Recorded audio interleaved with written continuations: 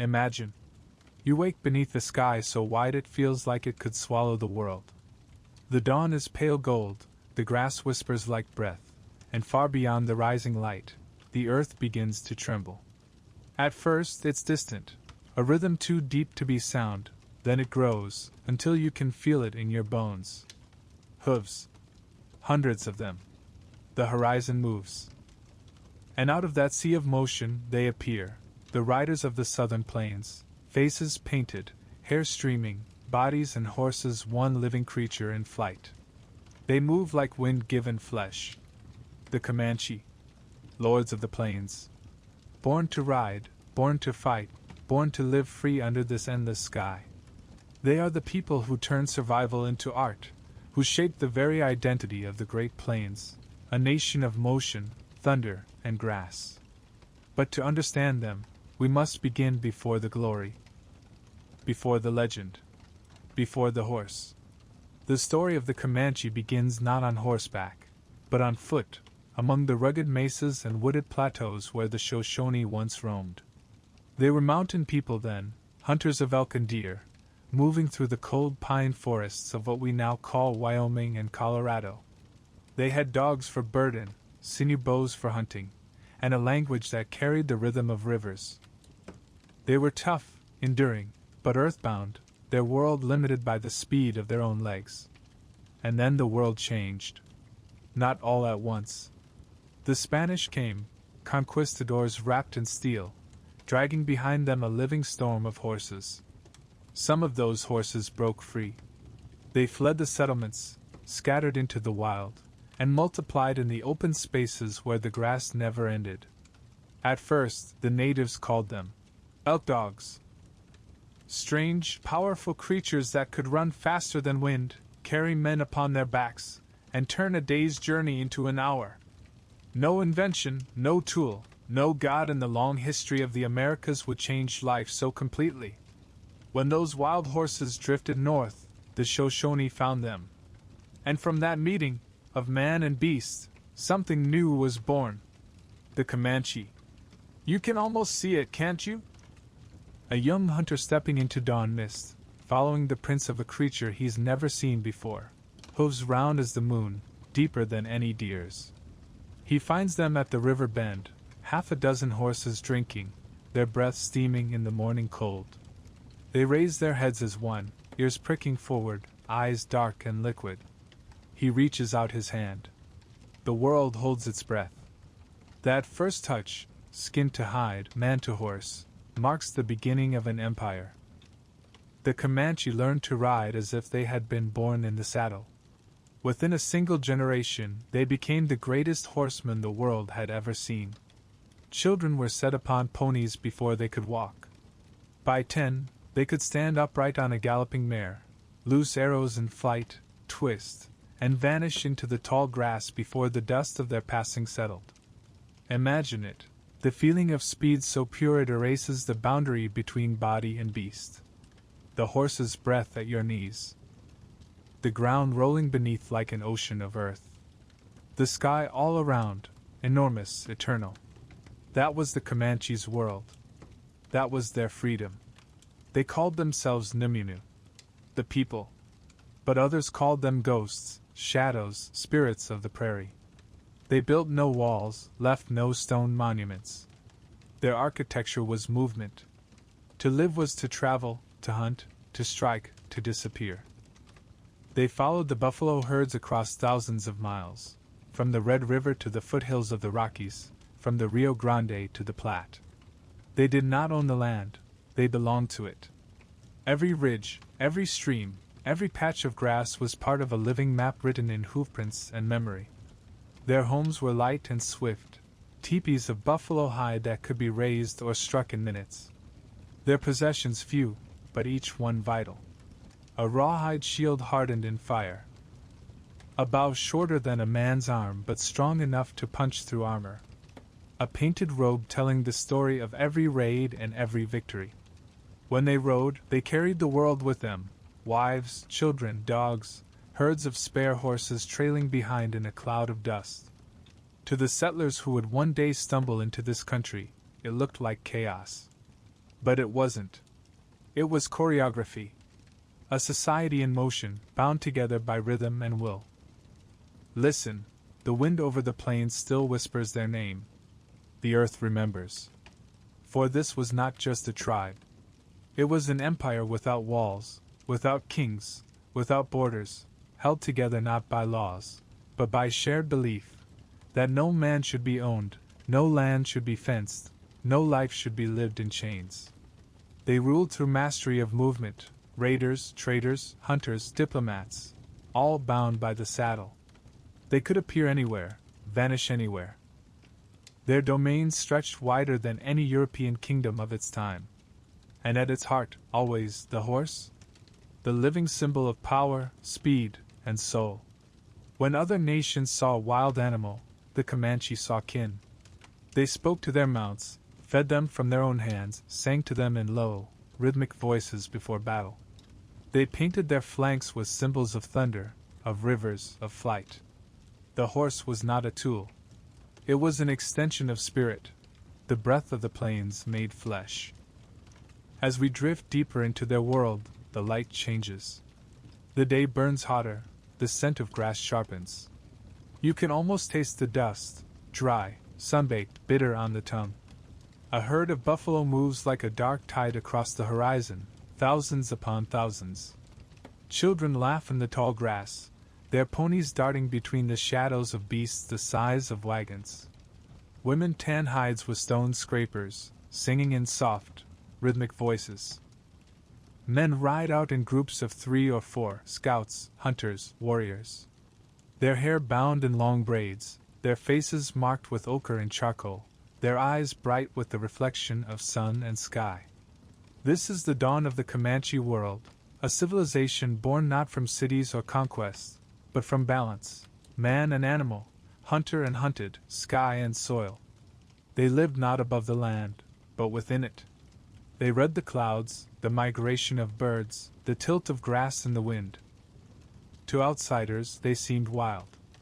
But their freedom was knowledge, and understanding written in hoofbeats and seasons, not in ink. As the sun sinks behind the western rim, the wind rises, soft at first, then stronger. Campfires spark across the plains like stars come down to rest. The horses stand tethered in a ring, their manes lifting in the breeze. An elder sits by the fire, his face carved by years of dust and laughter. He speaks slowly, his voice carrying through the smoke. He tells the story of the first horse, the one that came from the sun, the one that taught the people to ride the wind. His words drift upward into the night, joining the sound of drums, the rhythm of hooves, the sigh of the grass. You listen. You feel it.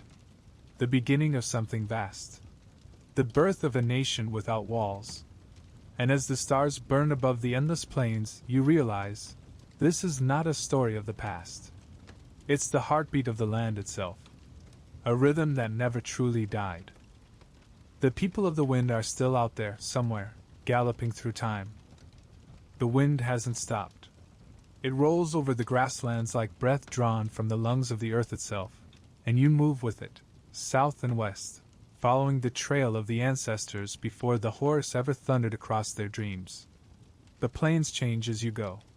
The open sky narrows, the wind grows cooler, the air thickens with the scent of pine and wet stone. Ahead, mountains rise, the northern Rockies, jagged and blue, snow on their crowns even in summer. Rivers flash through canyons like silver serpents, and the forests hum with life, elk calling in the dusk, the rustle of squirrels in spruce, the distant yip of wolves. This is where the Comanche story truly begins, long before they were horsemen, long before the buffalo hunts and the raids that would shake empires. Here they were walkers, mountain people. The Numinu, a name that would one day mean the masters of the plains, but now, simply, meant the people. Imagine it, a small encampment nestled in a valley between 2 rivers, smoke rising from fires banked against the cold. Men return from the hunt, their breath steaming, shoulders heavy with the weight of deer or mountain sheep. Women work hides beside the fires, their scrapers made from elk bone, their laughter sharp in the thin air. Children chase one another through the snow, dragging the tails of their dogs. Lean, thick-furred animals trained to pull travois, those wooden frames that carried everything the tribe owned. There were no horses yet, no wheels. When the camp moved, everything came by hand, by shoulder, or by the strength of dogs. Their world was steep, unpredictable, and alive. Up here, every dawn was an act of defiance. Winters could cut a man down in a single night. Summer could scorch the hills to dust. Food was a season's gamble. You learned to read the wind, to listen for the silence that meant predators nearby, to feel the vibration of the earth under your feet, and know which way the elk had gone. To survive meant paying attention. They knew the shape of every cloud, the taste of every root, the stories of every river. Each mountain had a name, and each name had a spirit. You didn't conquer the land, you spoke to it, bargained with it, begged its mercy. That's what it meant to be alive before the horse, to live by the rhythm of feet and the mercy of the world. At night, the sky was a black ocean scattered with stars so dense they looked like smoke. Around the fires, elders told stories that reached back through generations, stories of the trickster coyote, of spirits that lived beneath the mountains, of the first people who had walked here since the beginning of time. In those stories, movement was sacred. The people traveled not because they were restless, but because the world demanded it. The herds moved, the seasons shifted, and so they followed, not bound to any single place, but to the endless exchange between hunger and abundance. The elders spoke of balance, of how each act of taking required an act of gratitude. A hunter would whisper to the deer before striking, promising that its spirit would be honored. Bones were buried carefully, blood poured back to the soil, the breath of the dying animal released with prayer. There was no word for wild, because nothing in the world was separate from the people themselves. And yet, beyond the horizon, something was already stirring. Far to the south, the Spanish were building their cities of stone and fire, places with walls, horses, and metal. They didn't know it, but every hoof that struck the ground of New Spain sent ripples northward. A new sound was entering the world, the rhythm of horse hooves, the whisper of leather bridles, the clang of iron shoes. But here, in the high valleys, the people did not yet know what thunder on four legs could mean. They hunted as they always had, on foot, swift and silent. Picture the hunt. Dawn mist clings to the river grass. A group of men moves low and fast, faces painted in streaks of ash and ochre. They carry short bows strung with sinew, arrows fletched with hawk feathers. Ahead, the elk graze near a stand of birch, unaware. The hunters fan out, surrounding them. The dogs wait, trembling with anticipation. A whistle cuts the air, sharp and short, and chaos erupts. The elk leap, the dogs sprint, the men run. Feet pound against the earth, lungs burn, arrows hiss through the morning. It's not glamour, it's endurance. A chase measured not in seconds but in miles. By midday, the hunters return, their faces streaked with sweat, their legs cut by brush. They've carried the meat back on their backs. It is heavy, but it is life. They will eat tonight. Movement defined them. Even without horses, they were never still for long. When the herds moved, the camps followed. Their lodges, small, conical frames of poles and hides, could be broken down and carried within hours. Women packed the food, gathered tools, tied bundles to the dogs' travois. The fire was left to die quietly, the ashes scattered. By dusk, a new camp would rise miles away, smoke curling against the new horizon. The elders said that staying too long in one place invited sickness, that the earth needed to breathe, just as people did. To walk was to stay alive. And always, the land gave back stories. There's one the old storytellers loved, about the child who followed the wind.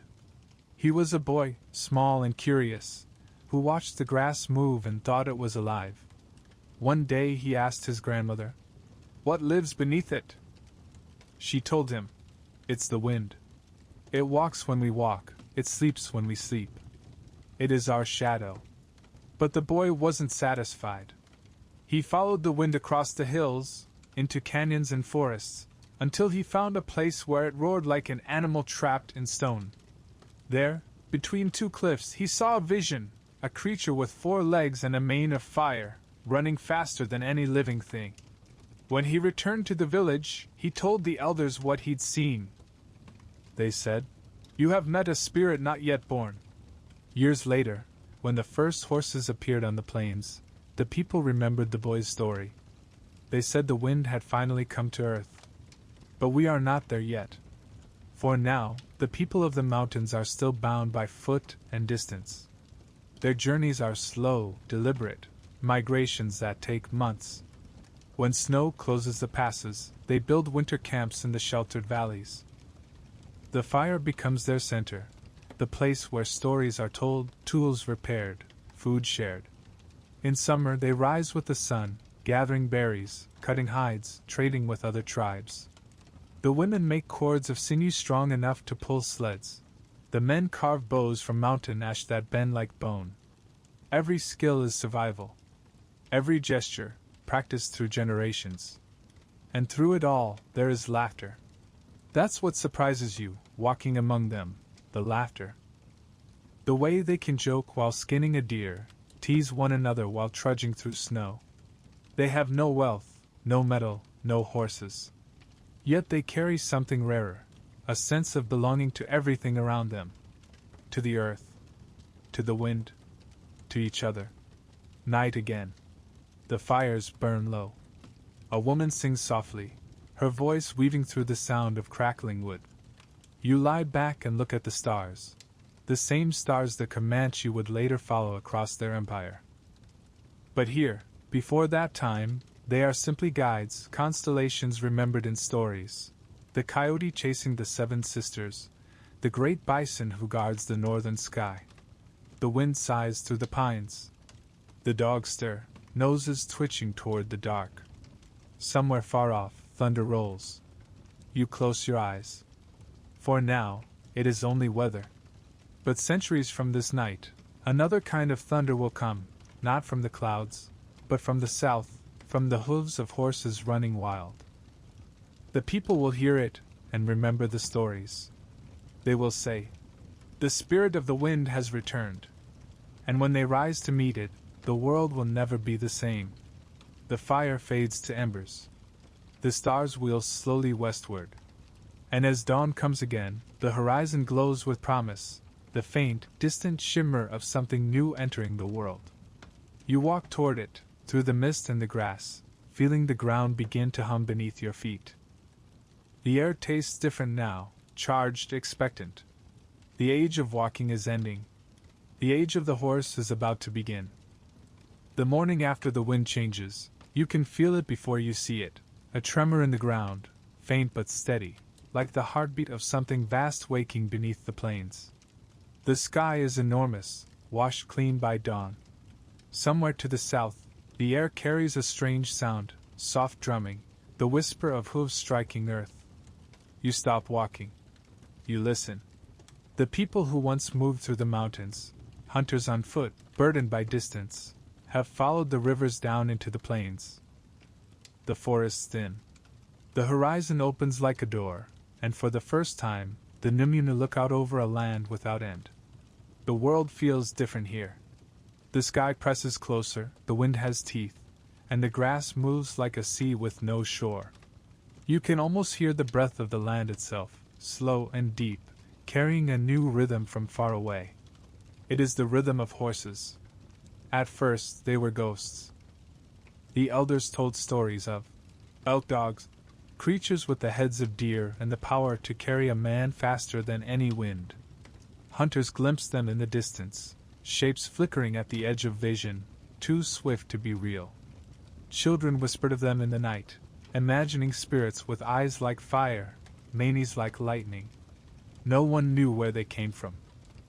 In truth, they came from the south, from the Spanish settlements spreading across New Mexico, from the missions and the ranches and the long trails that cut through the desert. When Spanish horses escaped or were stolen, they drifted north into a land that seemed made for them, grass taller than a man's chest, rivers that never ran dry, open space enough to run until their lungs burned with freedom. And in time, the Nimuna found them.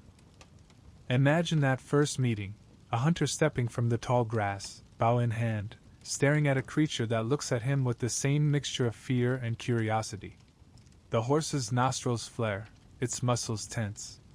The man lowers his weapon, speaks softly. The horse snorts, ears flicking forward.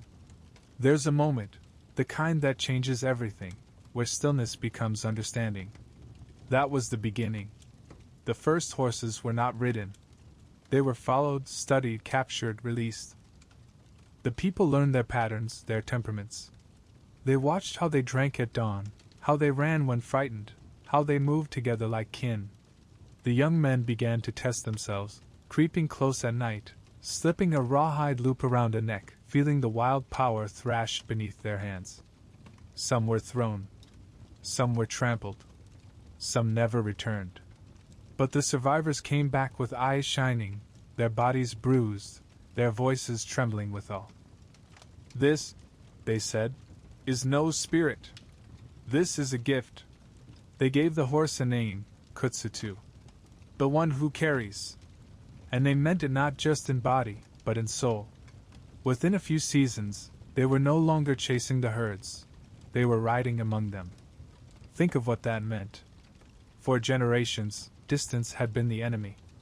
Every mile of the plains was a trial, every hunt a test of endurance. Now, suddenly, the world unfolded at a gallop.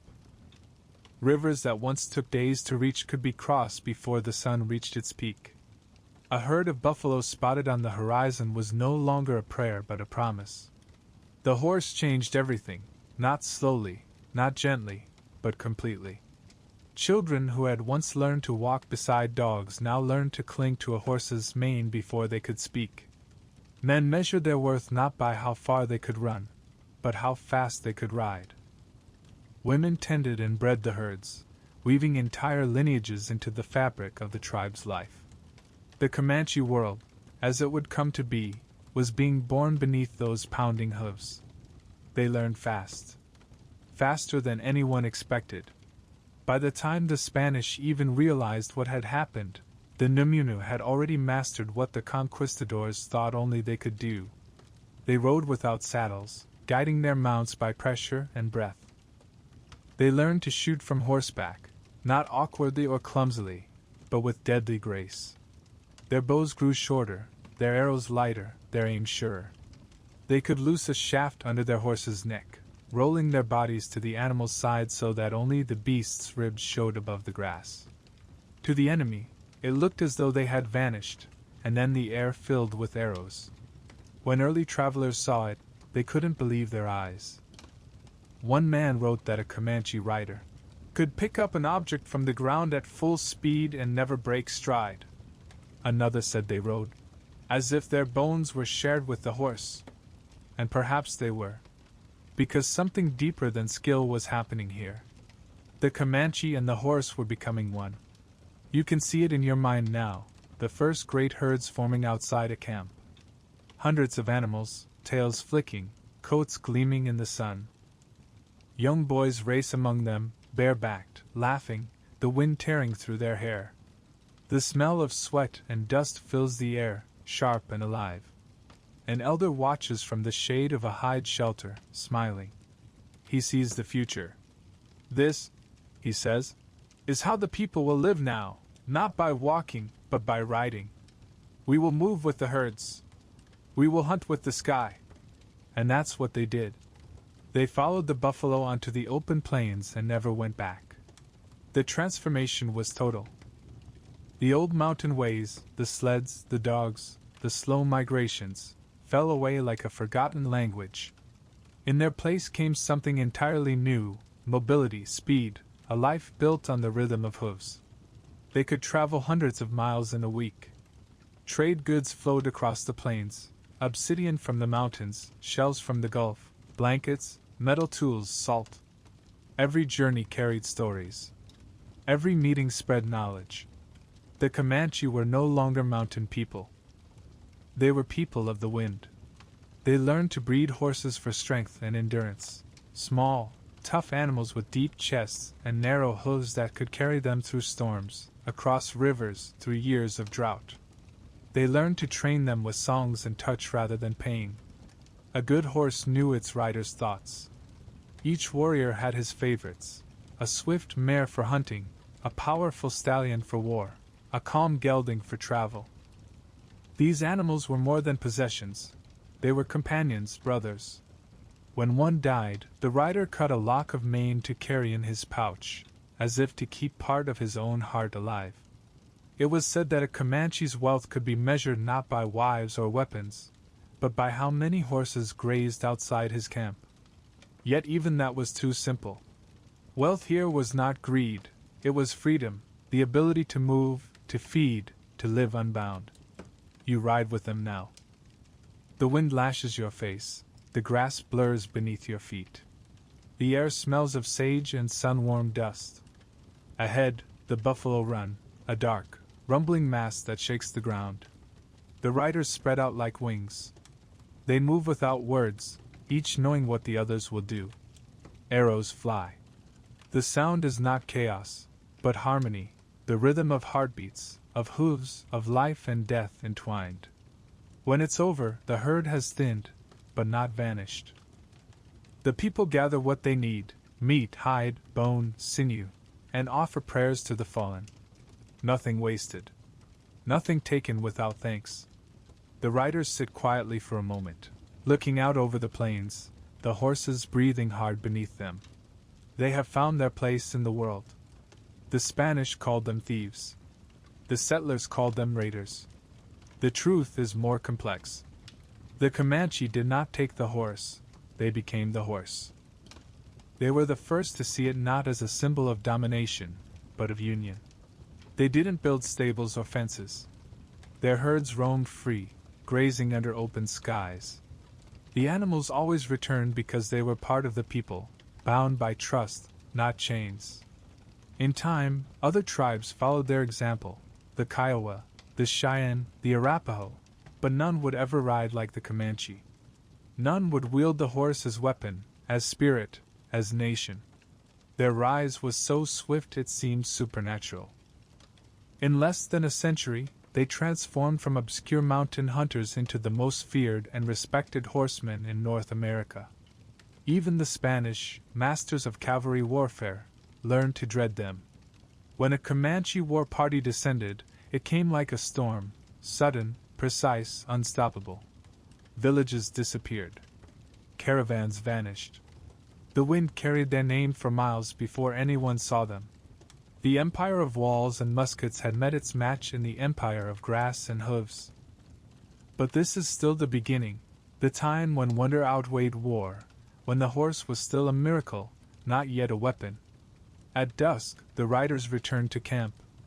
The women greet them with songs. The children run to the horses, offering handfuls of grass. The air hums with life, firelight flickering on faces, laughter echoing against the plains. The old world of walking is gone, and the new one has begun. In the center of camp, an elder ties a painted feather to the mane of a young stallion. He whispers, "You carry not just our bodies, but our future." The horse snorts softly, as if it understands. The stars wheel overhead. Somewhere in the dark, a coyote calls, a sound ancient and eternal. And beneath it, almost hidden, you can hear the steady breathing of the horses, a lullaby for a nation reborn. And so the night deepens. The wind quiets. The plains sleep under the watchful sky. Tomorrow, the Comanche will rise again, not as the people of the mountains, but as the lords of motion. And when they ride, the world itself will seem to move with them. The fire from last night is still glowing when you wake. Pale light spills over the plains, touching the hides of sleeping horses and the curved backs of teepees painted with dreams. Smoke drifts low, scented with sage and ash. Somewhere nearby, a child laughs, a mare whinnies, and the world stirs again, always in motion, always alive. The Comanche never stayed still for long. Stillness was a kind of death, a trap, a promise broken to the wind. Life was movement. To live was to ride, to follow, to vanish. Their world had no walls, no fixed borders, no word for home that meant what settlers meant by it. Home was wherever the herd grazed, wherever the rivers whispered, wherever the sky arched endless and blue above them. They built nothing that couldn't be packed in moments. Their lodges were made from poles and buffalo hides, homes that breathed with the wind. At the first sign of danger or opportunity, a camp could disappear in less time than it took to break dawn. By the time the enemy found their trail, the people would already be gone, their hoof prints fading into grass. Movement was not chaos. It was an art form. You watched them as they prepared to travel. The camp is alive with soft industry, no shouting, no hurry, only rhythm. Women roll hides, tie bundles, pack the meat from yesterday's hunt into rawhide sacks. Children chase the dogs, who dart between them dragging travois laden with small possessions. Men check the horses, tightening rawhide ropes, smoothing manes. There's a quiet grace in the work, the kind that comes from doing something not just well, but sacredly. The Comanche moved the way rivers do, not random, but inevitable. A woman laughs as she lifts her child onto a pony's back. The air fills with that laughter, sharp and bright as sunlight on steel. She adjusts the bundle behind her saddle, pots, blankets, a painted drum, and mounts in one smooth motion. Around her, the camp is already dissolving. Within an hour, the place where they slept is empty, save for the ash of the fire and the faint circle pressed into the grass. The earth looks untouched, but it remembers. It always remembers. As you ride with them, you begin to understand that this constant motion is not restlessness, it's survival. The plains demand it. Seasons shift quickly here. Summer comes with a vengeance, and the grass can burn to dust in a month. Then autumn brings the storms, sudden, violent, the sky split by fire and wind. Winter freezes the rivers, driving the herds south. To live here, you must move like the wind itself, unpredictable, untamed, relentless. And so the Comanche move, tracing invisible paths known to their grandfathers. They follow the migrations of buffalo, the budding of prairie flowers, the return of birds. Their trails are not roads, but rhythms, circles of life repeated endlessly across generations. Theirs is an empire built not on stone, but on memory. From the back of your horse, you watch the land unfold like a story written in motion. To the east, the prairie stretches forever, rolling and shimmering with heat.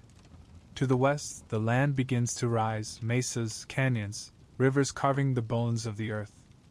Along the horizon, the sky glows so wide it hurts your eyes. Every mile carries a new sound, the clatter of hooves, the creak of leather, the low murmur of voices carried on the wind. The horses breathe in rhythm with the riders, their tails streaming, their shadows gliding across the plains. This endless riding, is how the Comanche live, how they hunt, how they fight, how they love. They are a people in motion, and motion is their law. When night falls, the riders stop. They choose a sheltered rise near a river. Fires bloom again, small and precise, their light flickering over painted hides. The air smells of roasted meat and sweetgrass. Children tumble in the dust, chasing each other under the eyes of horses grazing quietly nearby. The men sit together, sharpening arrows, trading stories of hunts and distant places. Women sing softly as they work, songs that tell of the earth's memory, of the buffalo's spirit, of the wind that carries all souls. Every night is both home and journey. Every dawn is departure.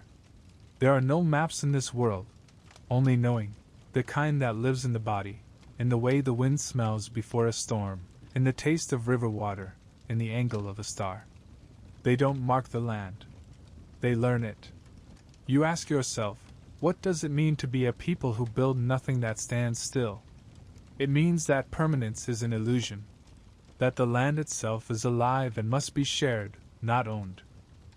It means freedom and danger are the same thing, both found in the open air. They call themselves Niminu, And their strength is not in walls or weapons, but in the simple truth that they can be everywhere and nowhere all at once. Settlers will one day look at this and call it savagery, not understanding that this was civilization, just of another kind. A civilization of motion, of breath, of balance. Their stories travel like wind, never written, but carried from mouth to mouth, fire to fire, season to season. One story tells of the spirit who gave the people the wind itself as a companion. "You must never trap it," the spirit said, "for it will die. And if it dies, so will you." And so the Comanche never trapped the land. They let it move through them. Imagine what that feels like, to live without anchors, without boundaries, to wake each day with the horizon as your only neighbor. The Comanche didn't just travel, they existed between places. They belonged to the spaces that others crossed but never stayed in. To the rivers that cut through no man's land, to the passes between mountains, to the prairies too wide for settlement. Where others saw emptiness, they saw possibility. Their movements shaped everything around them, the trails that would later become roads, the patterns of trade that tied distant tribes together. They were the arteries of the continent, unseen but essential, pumping life through the veins of the plains. But motion has its own rules. Every Comanche child grew up learning the art of balance, how to read the land, how to stay in harmony with the herds, how to ride through storms and across rivers without fear. The elders taught that the world was not a possession but a companion. You didn't conquer nature, you negotiated with it. When rain came, it wasn't a blessing or a curse, it was a conversation. When drought struck, it wasn't punishment, it was a reminder to move differently. In a world of movement, even suffering had rhythm. One evening, as you ride west, the sky breaks open with lightning. The herd of horses around you begins to tremble, not in fear, but in anticipation. The first drops of rain strike the earth, turning dust to scent, scent to song. The riders don't seek shelter. They lift their faces to the sky, shouting, laughing, welcoming the storm as an equal. The rain lashes their hair, soaks their clothes, but they don't care. They are alive, and the storm is proof of it. When the clouds finally move on, the world smells clean again, grass glistening, air sharp and sweet. The horses shake off the water in silver arcs. The people smile, as if reborn. Because to them, the storm is not an interruption. It's part of the journey. In time, their movements became patterns even the earth recognized. Herds of buffalo followed their trails, wolves shadowed their camps. The land itself learned their rhythm. And through this rhythm, they found power. For when no one knows where you will be tomorrow, no enemy can cage you. They could appear without warning, a whisper in the grass, a shimmer on the horizon, and vanish just as quickly. Their strength was not in numbers, but in motion. They could not be cornered, because the plains themselves were their home. They were the wind made flesh. As the stars rise again, you lie beside the fire and watch the horses grazing under the moonlight. Their shadows move like tides across the earth. Somewhere in the dark, a flute begins to play, a low, haunting note that carries far over the grass. It sounds like memory, or perhaps longing. You can't tell where it comes from. Maybe it doesn't come from anywhere. Maybe it's the plains themselves, singing through the hands of the people who know them best. The music drifts higher, blending with the wind. You close your eyes and realize, the Comanche have built something more enduring than cities. They have built motion itself into the heart of the continent. They don't leave monuments of stone, they leave invisible ones, carved into the rhythm of rivers, the shape of trails, the way the grass bends beneath unseen hooves. Even centuries later, those patterns remain. And as dawn comes once more, the camp stirs again. The people rise, the horses stamp, the wind begins its endless whisper.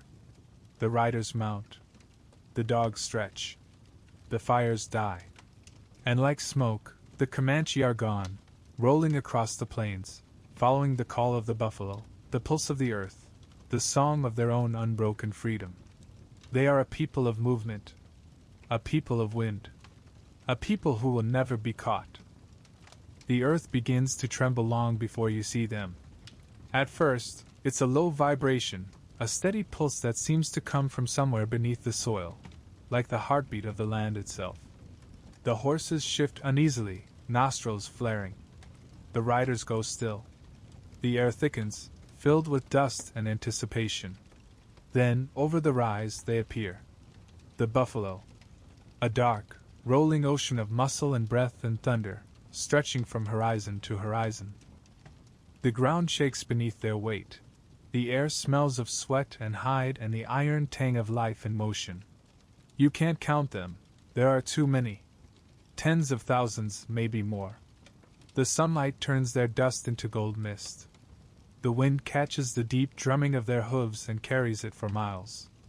This is the pulse of the plains, the great heart of the Comanche world. To the Comanche, the buffalo was not an animal. It was the world itself, food, clothing, shelter, spirit. Everything they needed came from its body, and every part of it was sacred. The hide became teepee walls, soft robes, shields hardened by fire. The sinew became bowstrings, thread, cord. The bones turned into tools, knives, needles, flutes. The stomach became water skins. The dung became fire fuel. And the flesh was life. When a buffalo fell, it was not death but an exchange, a covenant renewed between the people and the land.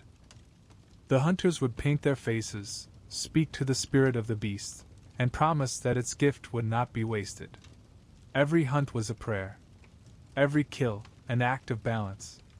You ride with them now, the hunters of the plains, lean, focused, faces streaked with red and black paint. Their eyes are fixed on the herds ahead. They carry short bows, lances tipped with bone or iron, and each man's quiver is filled with arrows fletched from the feathers of birds who never lived to see such speed. The air hums with tension.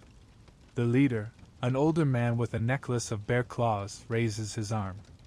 The horses snort, shifting beneath their riders. The smell of dust and sweat fills your lungs. Then, without a word, the signal comes, a single whoop that splits the air. The riders explode forward. The chase is chaos and precision all at once. The hunters sweep around the herd, cutting it into smaller groups. Horses surge through the dust, their hooves drumming in rhythm with the buffalo. You can taste the grit on your tongue, feel the shock of the earth through your ribs. An arrow flies. Then another. The hunters lean low over their mounts, their bodies moving as one with the horses. They guide by pressure, by touch, by thought. No reins, no commands. Just trust. A young rider pulls alongside a bull that towers over him. He draws his bow, releases. The arrow vanishes into the thick mane. The bull stumbles, breath steaming, and falls with a sound that feels older than time. All around you, the same rhythm repeats: pursuit, release, impact, silence. By the time the herd scatters, the plains are quiet again except for the wind and the labored breathing of horses. The hunters dismount, walking among the fallen animals. There is no shouting, no celebration. Only respect. They place their hands on the warm hides, murmuring words you can't quite hear. Words that belong to the land, not to you. The sun burns red in the west. Later, when the fires are lit, the work begins. Women move among the carcasses with practiced efficiency, their knives sharp as light. The air fills with the scent of blood and smoke. Children help, learning the craft of survival, how to cut along the grain of muscle, how to dry the meat, how to scrape hides clean without tearing them. The hunters sit apart, quiet, sharpening blades, tending horses, their faces unreadable in the firelight. They have done what their fathers did, what their sons will do. This rhythm, the chase, the kill, the work, is life. And it has been so for centuries. You begin to see it, the web that ties everything together. The buffalo feed the people move with the herds shape the grasslands. The wolves follow the buffalo, the vultures follow the wolves. Each depends on the other. When the grass grows too tall, the herds come and eat it down.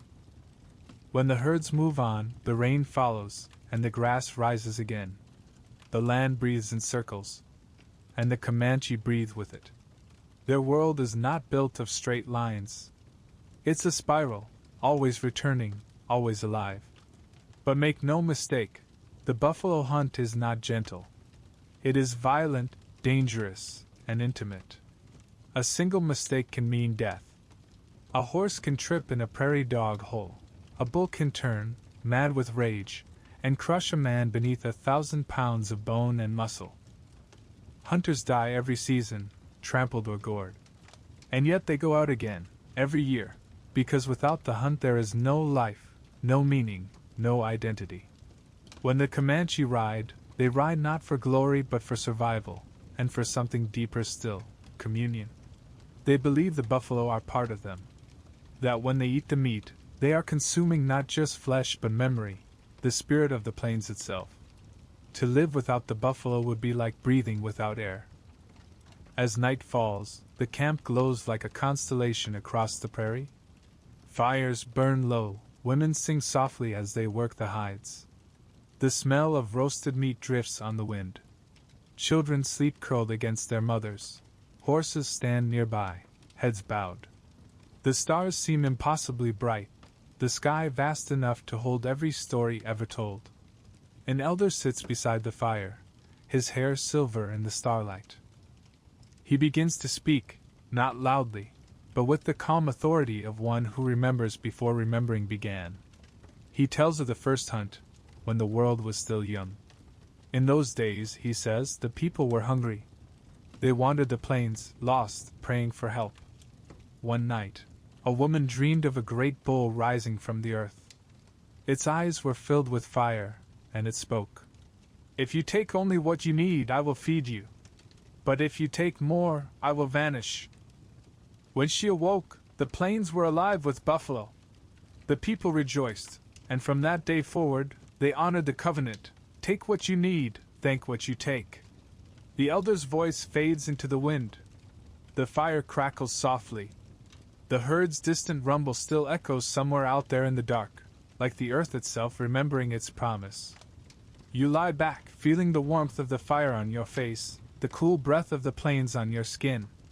The night smells of smoke and wild grass. Above you, the stars turn slow and deliberate, like buffalo moving across a celestial plain. You think of the balance, the fragile, perfect circle that sustains everything. But in the far distance, beyond the reach of the stars, something is shifting. You can almost sense it, an unfamiliar scent carried on the wind, faint but unmistakable, iron, sweat, gunpowder. The hunters don't know it yet, but the world that has fed them for centuries is already changing. For now, though, the night is still theirs. The fires flicker. The horses breathe. The buffalo rest. And the people, the moving people, sleep in peace, their dreams filled with the sound of hooves, endless and free. The dawn comes pale and cold. The riders rise, tightening saddles, speaking softly to their mounts. The women finish packing the dried meat, their hands moving with the surety of ritual. The herd has already moved on. The plains stretch before you, open, infinite. And like smoke on the wind, the Comanche follow. They will hunt again tomorrow. They will live as their ancestors did, riding between earth and sky, bound to the rhythm of the buffalo's heart. For as long as the herds run, they will remain free. But soon, though they cannot yet see it, the herds will begin to vanish. The thunder of hooves will fade. The drums will grow quiet. And the people of the wind will be forced to fight for the very soul of their world. The first light of dawn creeps across the plains like a blade drawn from its sheath. The world is still, too still, and then the silence breaks. The snort of horses, the murmur of men, the faint rasp of rawhide against wood. You're standing among them now, the Comanche warriors, the sons of the wind. The buffalo hunts have forged their strength, the endless riding has shaped their bones, and the land itself has taught them the language of war. There are no fortresses here, no walls to defend, no armies to march in lines. Their weapon is motion, their shield, the horizon. When danger comes, it comes swiftly. And when the Comanche rise to meet it, they rise like a storm. Their world has changed. The buffalo still thunder across the plains, but new threats move among them. Spanish ranches pushing north, Apache raiders pressing south, traders creeping along the rivers, dragging the scent of iron and gunpowder behind them. The Numunu, the people, are surrounded, yet they do not retreat. They adapt. They evolve. They become warriors not because they love war, but because the plains demand it. Out here, survival is a contest of cunning, courage, and speed. The weak vanish, the strong endure. And the Comanche are nothing if not strong. You can feel it in the way they prepare for battle, calm, deliberate, without panic or waste. A warrior's bow is short, carved from mountain ash or Osage orange, its string of twisted sinew so taut it hums like a living thing. His arrows are slender, tipped with bone or iron, each one fletched to fly true at close range. His shield is round, made from thick buffalo hide hardened over smoke and fire, painted with the symbols of his spirit vision, a hawk, a lightning bolt, a circle of red sun. His hair is braided, his face marked with colors that carry meaning, black for strength, red for life, yellow for the power of the sun. His horse, lean and restless beneath him, wears feathers in its mane and bells around its neck that whisper softly with each breath. Everything he carries, every mark, every tool, is both weapon and prayer. But before a warrior rides, he prays. The night before battle, they gather, men and women, young and old, around the fire. The air smells of sage and burning sweetgrass. Drums beat low, steady as a heartbeat. The singers chant the old songs, calling on the spirits of ancestors, of the buffalo, of the wind that carries arrows true. The warriors sit in a circle, heads bowed. A medicine man walks among them, brushing each with an eagle feather dipped in smoke. He tells them, "You do not fight for blood. You fight for balance. For your horses. For your children. For the breath of the earth." And when the fire burns low, the men rise. They mount their horses, silent shadows against the dawn. You ride with them now. The sun is barely a pale line above the horizon. The grass bends beneath the wind, heavy with dew. The riders move in a wide arc, spread out across the plain, invisible until they wish to be seen. Their horses glide like ghosts through the tall grass, hooves muffled, bodies low, breath steady. Every movement is learned, practiced, instinctive. Ahead, smoke curls from an enemy camp. The sound of laughter drifts faintly on the wind, men who still believe the world is quiet. A hawk cries overhead. That is the signal. The riders tighten their knees, whisper to their mounts. And then they are gone, flying, unstoppable, a living storm of hooves and arrows. What you witness is not chaos. It is art. They do not ride in ranks, nor shout in unison. Their war is a dance, fluid, unpredictable, impossible to contain. A warrior gallops straight toward the enemy, then drops to the side of his horse, clinging to its ribs, hidden from sight. The horse turns, an arrow flashes upward from below its neck, strikes true. Before the dust settles, the rider is upright again, loosing another shaft without breaking stride. Others circle wide, feinting attacks, herding the enemy into confusion. They vanish into the grass only to reappear behind, their cries rising like thunder. To those who face them, it feels like fighting the wind. No army of Europe could have matched such motion. No fortress could stand long against it. Historians would later write that the Comanche fought like centaurs, half man, half horse. But that description, though poetic, falls short. They did not merely ride horses, they became them. Their balance, their timing, their unity with the animal bordered on the supernatural. They could snatch an arrow from the air, twist in the saddle, and return it before it hit the ground. They could pick up fallen comrades without dismounting, gallop backward, leap bareback from one horse to another in mid-charge. Every child was trained from birth to master this union of body and motion. By age 6, they could guide a pony through a maze of stones at full gallop. By 10, they could hunt buffalo from horseback. By 15, they were warriors. And each generation grew faster, sharper, deadlier. Yet for all their mastery, they were not merely raiders. They were guardians of territory, of balance, of the living pulse of the plains. They fought the Apache, who came north from the deserts, fierce and cunning. They clashed with the Pawnee and the Tonkawa, rivals for hunting grounds. They struck at the Spanish, who rode armored horses and carried thundersticks that tore holes through the wind. Each battle taught them something new. From the Spanish, they learned to use captured muskets, not as the Europeans did, clumsy and slow, but from horseback, firing and reloading at full gallop. From their neighbors, they learned diplomacy, when to trade, when to raid, when to vanish entirely. In time, their influence stretched from the Arkansas River to the Rio Grande, from the edge of the Rockies to the Gulf Plains. It was not just territory. It was empire, an empire without walls. Their reputation grew like wildfire carried by rumor. Settlers along the frontier whispered the name, Comanche, with awe and fear. Traders called them lords of the plains. Enemies called them shadows. They struck without warning, and they spared no one who disrespected their lands. Yet those who traded fairly, who came with gifts and kept their word, often found friendship. For the Comanche were not brutes. They were strategists.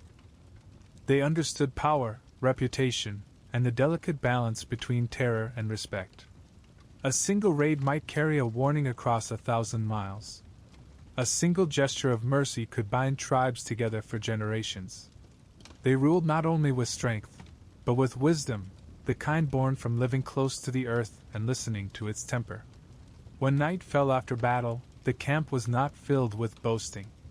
Instead, they gathered quietly. The elders spoke of the dead. The women tended the wounded, washing blood from skin and horse alike. A warrior who survived would sit by the fire, silent, his eyes on the flames. He might paint his story later, a red streak for blood, a black line for a life taken, a white curve for protection granted by the spirits. But he would not brag. For war was not sport, it was balance. Each act of violence tilted the world, and it was their duty to keep it from falling apart. In the days that followed, life returned to its rhythm. Children laughed again. The herds moved. The women sang. The warriors repaired their weapons, trained their horses, watched the horizon. Always the horizon. For in this world, danger was never gone. The Spanish would regroup. The Apaches would raid again. The settlers would come with wagons and greed. But the Comanche were ready. Always ready. Their power came not from conquest, but from preparation, from living every moment as if battle might come at dawn. And when it did, they met it not with fear, but with the same calm certainty as a rider meeting the wind. At sunset, the warriors ride once more, not to fight, but to honor. They gallop across the plains in a wide circle, the sun setting fire to their faces, their shadows long and wild against the grass. The wind carries the sound of their cries, not anger, not grief, but pure exultation. Because in that moment, in that light, they are untouchable. They are what the earth made them to be, fierce, free, alive. The drums from the camp rise behind them, slow and steady, matching the beat of the horses' hooves. The rhythm fills the air, echoing across the plains like the pulse of a living world. And you understand, this is more than a people. It is a force of nature. The night deepens. Fires flicker across the prairie, their light reflected in the eyes of the horses. You lie down among them, feeling the warmth of the ground still humming from the day's ride. The stars spin slowly above, silent witnesses to the rise of a nation that needs no crown, no throne, no fortress. They have made war into art, motion into power, freedom into law. They are the Comanche, the riders of the wind, the empire that breathes.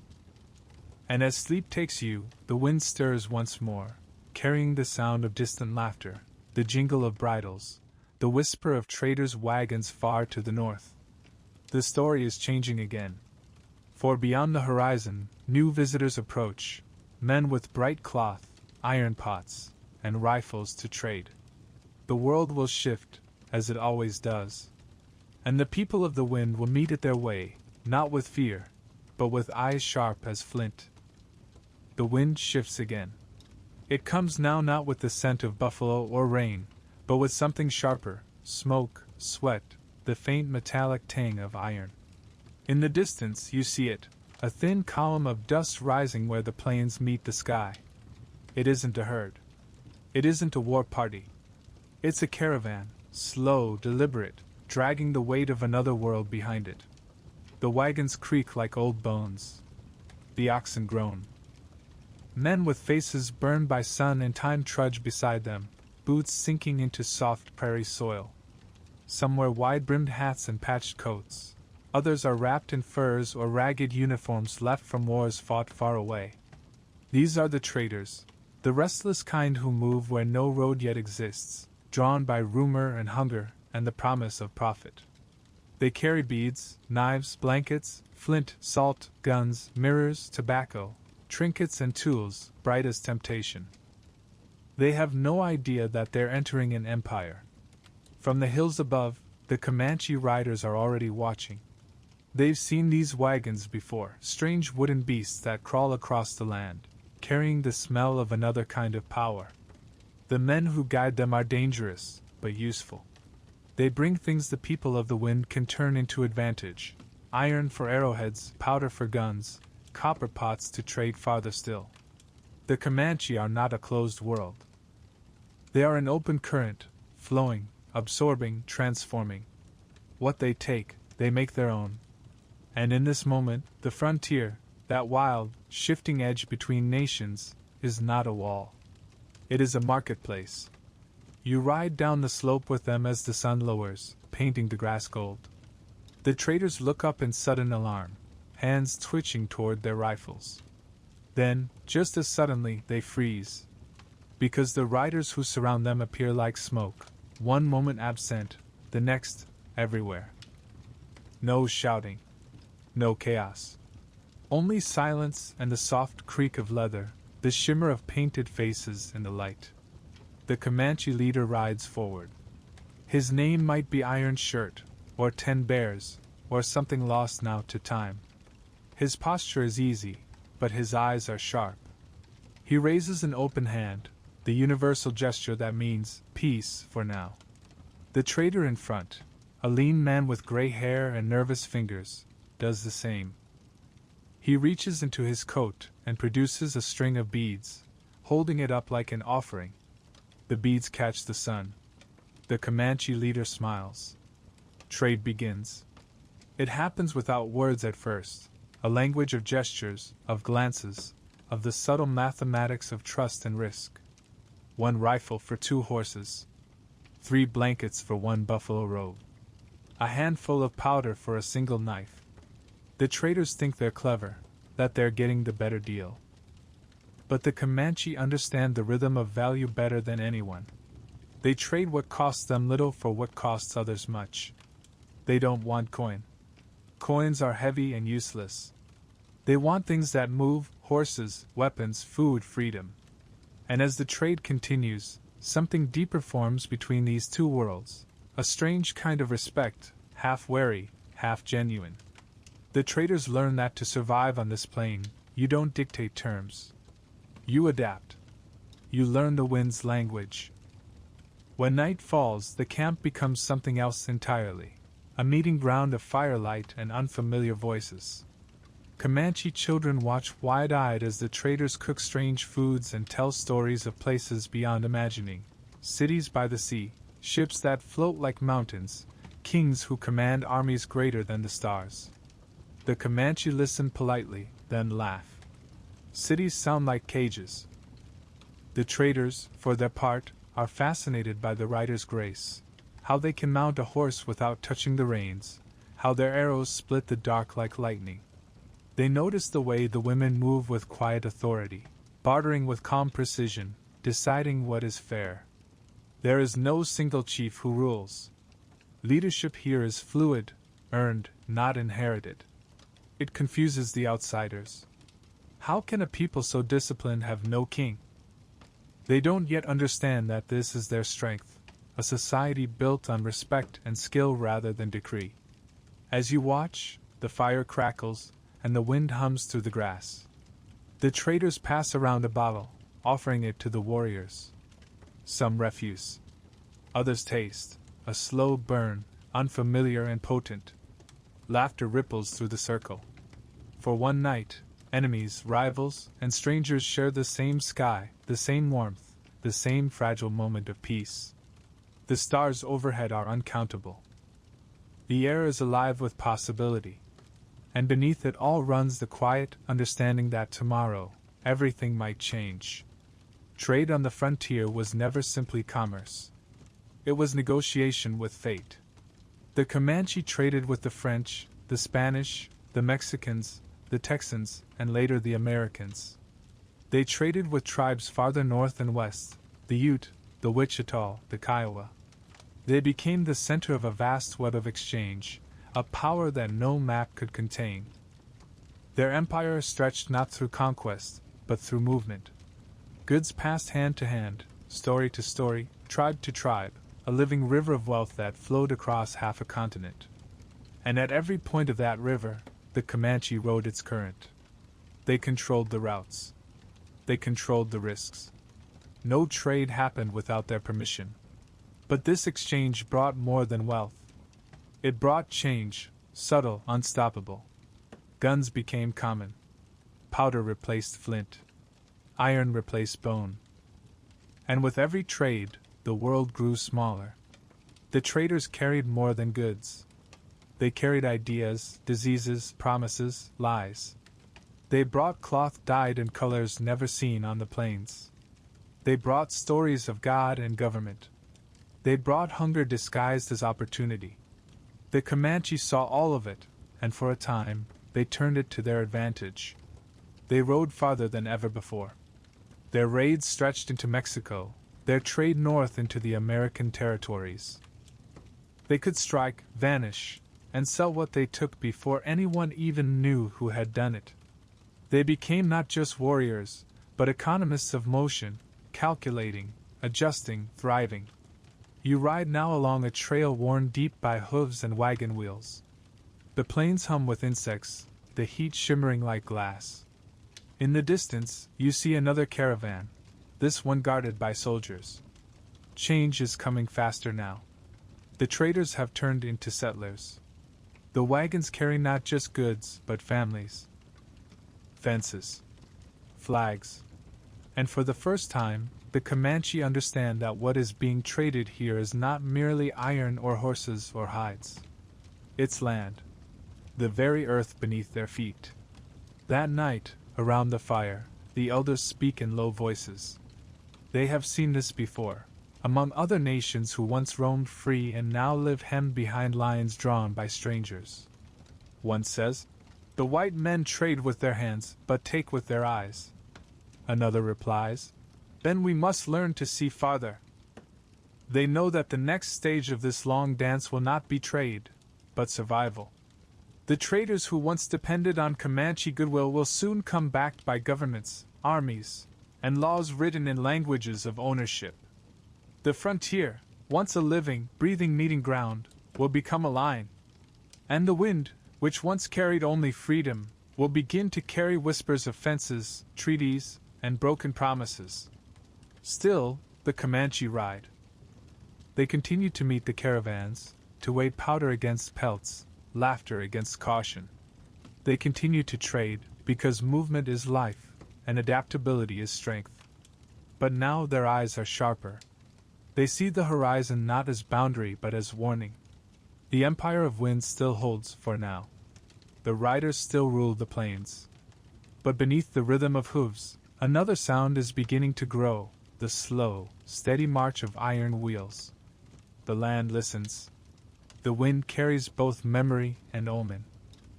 Before the fires fade, an elder stands. He looks out over the plains, his silhouette cut against the starlit grass. "The traders come and go," he says softly. "The land stays. But it changes when they pass, like grass after hooves, never quite the same again." He turns to the young men around him. "Remember the deals you make. Remember who you are when the wind changes. For the wind always changes." His words hang in the dark like embers, glowing long after the flames die. Dawn. The traders pack their wagons. The Comanche gather their herds. They part without ceremony, no promises, no farewells, only the unspoken understanding that their fates are now bound by the same horizon. The wagons creak away, slow and heavy. The riders turn south, light as ghosts, their horses moving through the grass like waves through water. The wind swallows their tracks. The plains look untouched again. But the world has shifted. The wind turns cold. It carries no scent of trade now, no laughter from distant camps, no music of bells on horses' manes. Only silence, wide, hard, and waiting. The plains lie still, the grass brittle under the weight of dawn. Somewhere far off, a hawk circles, its cry slicing the quiet. And then, faint but certain, comes the rhythm. Hooves. Soft at first, then building, growing, multiplying until the sound becomes something greater than sound. It's thunder made of flesh, heartbeat made of motion. The Comanche are riding again. But this time, not for hunt, not for trade. This time, for war. They have fought before, of course, raided, defended, survived. But now, war itself has become a craft, a language as intricate and deliberate as the songs sung by the elders. The traders' trails have become highways for conflict. The Spanish forts to the south gleam with muskets and steel. To the east, new settlers carve scars of wood and wire across the grasslands. The plains are no longer a world apart. They are a battleground. And on that battleground, no one moves like the Comanche. They have turned motion into mastery. They have turned the horse into a living weapon. And they have turned war into an art. You ride with them as the sun rises, low and red, painting the land in colors of blood and dust. The riders move in near silence, the only sound the creak of leather and the whisper of hoofs. There are no drums, no banners, no formations. The Comanche do not march, they flow. They ride in loose columns that seem chaotic, until you realize every rider knows his place, every movement connected like wind through grass. They don't plan in maps or lines. They plan in rhythm. A war party is a song. Each man knows when to enter, when to fall back, when to vanish into silence. They are the living embodiment of the plains themselves, open, fluid, unpredictable. They strike with precision that feels like instinct. A raid begins before dawn, when the horizon is only a pale shimmer. Scouts move ahead unseen. The main force circles wide, using the folds of land like the curves of a bow. When they hit, it is sudden, absolute. A flash of feathers, a cry that cuts the wind, and the air fills with movement. Horses gallop from nowhere, arrows darken the morning. Panic blooms before the enemy can even think to lift a weapon. And then, silence again. By the time the dust settles, the Comanche are gone, vanishing into the horizon like smoke. What remains are questions. Who are they? How many? Where did they go? And always the same answer whispered by the survivors. They came from nowhere. The truth is, the Comanche didn't just fight in the plains. They fought as the plains. Their tactics were not taught in any book. They were born from the land itself. They used its curves, its storms, its silence. They struck from the sun, from the wind, from behind rivers and ridges. They understood how to disappear, how to make pursuit impossible. When soldiers chased them, the Comanche simply melted away, splitting into small bands that seemed to dissolve into the landscape. Then, days later, they would reappear 100 miles away, attacking again. To fight them was to fight the wind. You could see it, hear it, feel it, but never catch it. Their horses made it possible. Each rider kept not one, but many, a herd of swift ponies trained for speed, endurance, and loyalty. They rotated mounts during long journeys, ensuring they could ride for days without rest. These horses were not large or grand like those of the Europeans. They were small, tough, tireless, able to gallop across the plains from dawn until dusk. They could swim rivers, climb hills, stand still for hours if told. And they trusted their riders completely. A Comanche warrior needed only his knees, his breath, his touch to guide his horse. He could ride bareback, hanging from one side while shooting under the horse's neck, his entire body hidden behind living muscle. Imagine it, a flash of movement in the tall grass, the blur of a horse's flank, and from that blur, an arrow finds your chest. Then nothing. Only wind. The Comanche called war a test of vision. Before every campaign, each warrior would seek his vision, through fasting, isolation, or dream. He might climb a hill and wait for a sign, a bird's flight, a shape in the clouds, the whisper of a spirit in the wind. That vision became his guide. It might grant him a sacred color, a mark, an animal protector. Some painted thunderbolts on their horses' flanks, believing lightning itself would favor them. Others wore amulets made from feathers or bone, gifts from dreams. To fight without vision was to fight blind. Because for the Comanche, war was not chaos, it was communion. A joining of man, horse, and spirit, moving together with purpose. Every battle was a story told to the sky. Their enemies learned to fear that story. The Spanish called them Los Indios Barbaros, the barbarian Indians, but their fear was tinged with awe. Even armed with muskets, the soldiers could rarely match Comanche speed or skill. By the time a gun was loaded, the riders were already gone, circling like hawks. Entire expeditions vanished into the plains. Forts were abandoned, supply lines cut. In Mexico, towns hundreds of miles apart would wake to smoke and thunder and the cry of horses. No warning. No mercy. No trace. To the Comanche, these raids were not cruelty. They were rebalancing, the Earth's way of taking back what had been taken. And yet, their war was not endless destruction. It had purpose, rhythm, restraint. They struck not for slaughter, but for survival, for honor, for resources. Each raid had rules. Each act of courage or cruelty carried weight in the eyes of the tribe. The difference between a warrior and a killer was measured in respect. You sit by the fire that night among men whose faces are carved by years of wind and smoke. The stars above look like embers flung into eternity. They speak quietly, sharing the stories of battles long past, of the time they ambushed the Apaches at dawn, or outwitted a Spanish patrol with decoy fires. They tell of a boy who rode into battle alone, unarmed, to rescue his brother from captivity. Of a woman who took up her fallen husband's bow and led the charge. They speak not of victory, but of memory, of lessons written in blood and sky. Each story ends with the same soft phrase. The wind carried us. Because in truth, they never believed they fought alone. There's a moment, always a quiet one, after battle ends, when even the victors fall silent. The horses stand still, steam rising from their bodies.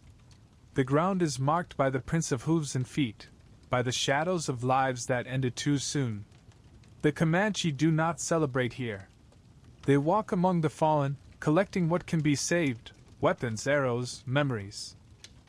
They cut locks of hair to honor the dead, murmur prayers over both friend and foe. Because every fight, no matter how fierce, carries a price.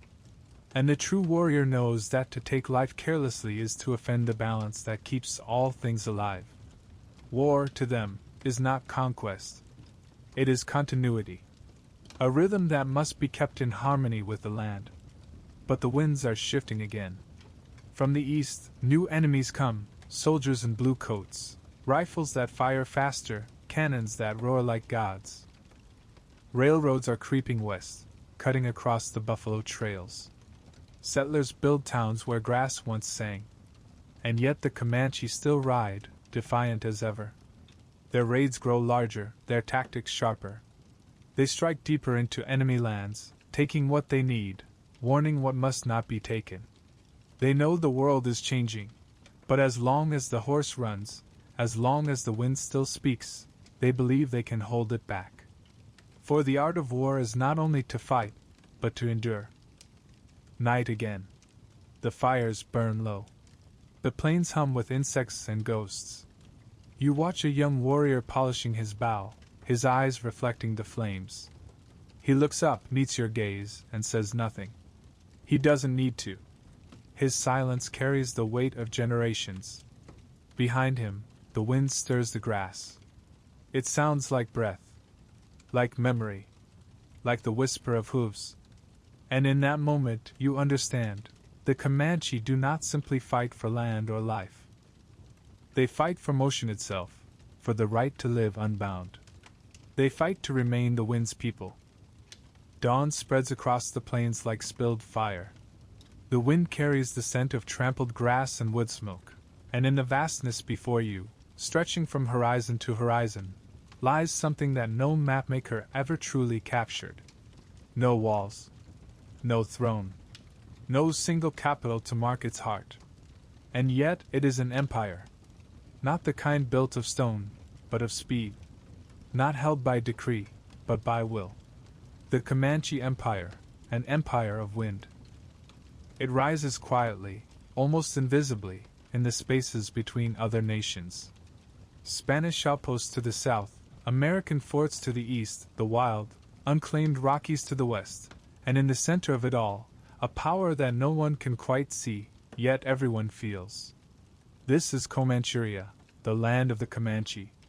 It spans more than 250,000 square miles, from the high plains of Colorado down to the dry scrub of Texas, from the rolling Arkansas River to the Rio Grande's burning edge. But to measure it in miles is to misunderstand it entirely. Its borders shift like the wind. Its authority flows not through cities, but through motion, through horses, through alliances, through raids and trade routes that bind the continent together like invisible veins. The Spanish fear it. The Mexicans bargain with it. The Americans pretend not to see it, though their settlers whisper about it in the dark. Everyone knows, this land belongs to the riders. You ride at their side now, a vast caravan of horses and families, herds and warriors, the very pulse of this living empire. Each camp is a city of movement, each trail a road of memory. At dusk, fires dot the plains like constellations fallen to earth. At dawn, they vanish again, leaving no trace but the smell of smoke and the prints of hooves. Everywhere they go, the rhythm of life follows. Buffalo herds thunder ahead of them. Traders from Taos and Santa Fe come riding with their wagons. Captives taken in war walk among them, some fearful, others already part of the tribe, adopted, renamed, absorbed into the ever-shifting body of the nation. It is a civilization that breathes, that expands and contracts like a lung. What keeps it together is not conquest, but connection. A chief does not rule by decree, but by respect, earned through courage, generosity, and wisdom. Authority flows outward like ripples in water. The most admired warriors draw followers not by command, but by example.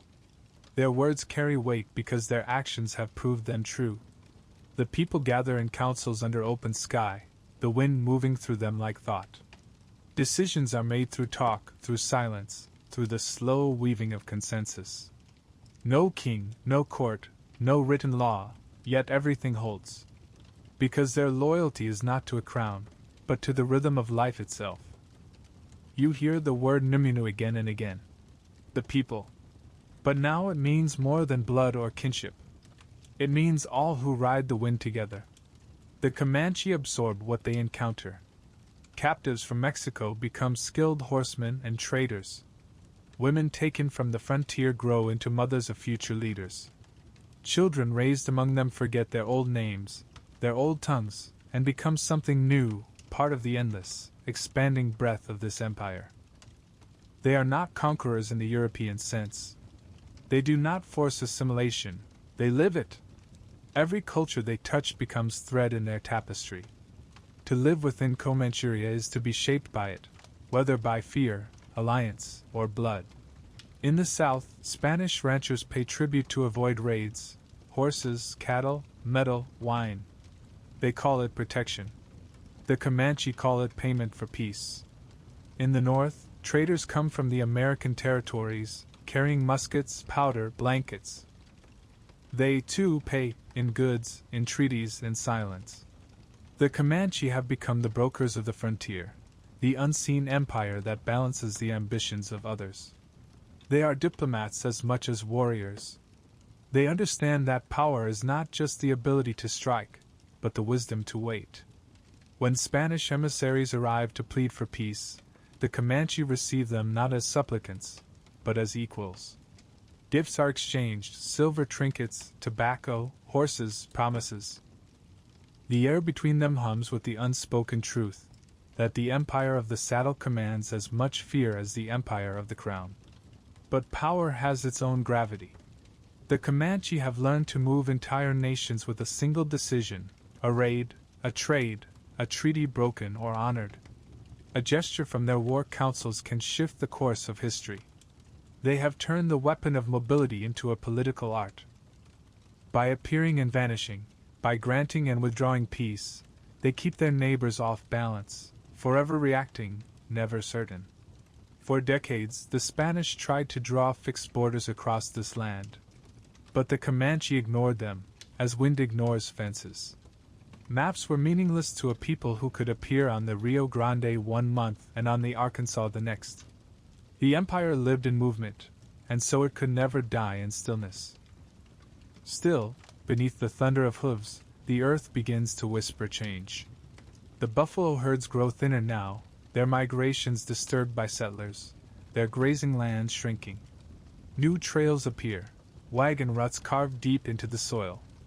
Trains whistle far to the east, their echoes faint but unmistakable. The old balance begins to waver. And yet, for now, the Comanche hold strong.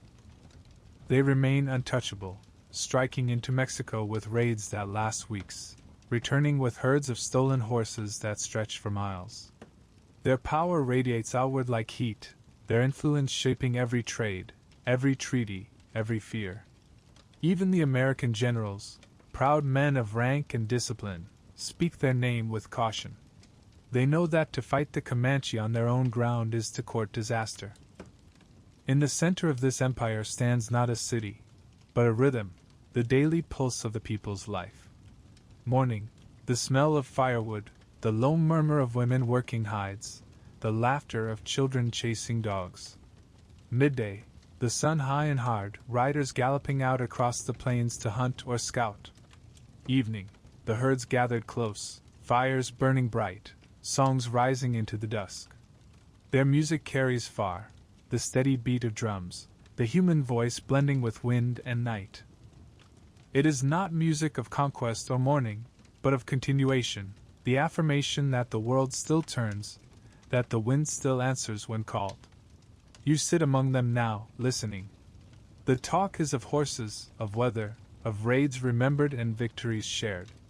But beneath it runs something deeper, an understanding that they are living at the height of their power. They have turned a continent into their canvas. They have taught the empires of Europe and the newborn nation of America that control is an illusion. And as the firelight flickers on faces painted with ochre and ash, you see it clearly. This is what freedom looks like when it's absolute, not the fragile idea whispered in books, but a living, breathing force that rides through the night unbroken. The Comanche have achieved what few nations ever have: total mastery of their world, balanced perfectly between ferocity and grace. But even empires made of wind must feel the coming storm. Far away, settlers are pouring west like floodwater.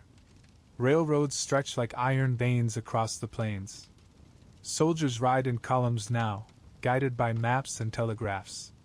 The buffalo are dying faster than the herds can replenish. The old traders, Men who once came humbly to bargain, now arrive as surveyors, as soldiers, as harbingers of something colder. The Comanche watch all of it from the high ridges, silent, waiting. They've seen empires rise before. They know how quickly power can turn to ruin. For now, though, the wind still belongs to them. The stars still reflect in the eyes of their horses. The horizon still opens endlessly ahead.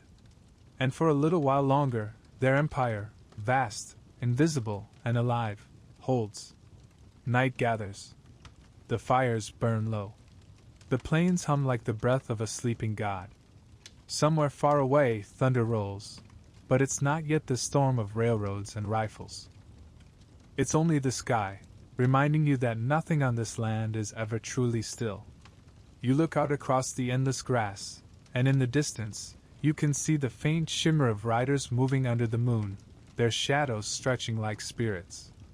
They are the guardians of the horizon, the living proof that freedom once had a sound, a scent, a heartbeat. The wind that once carried only the scent of grass and buffalo now tastes of iron. It hums with tension, the kind that precedes a storm not of clouds but of men. The horizon trembles with change, faint at first, like a whisper in the grass, then louder, the grinding rhythm of wheels and boots and ambition.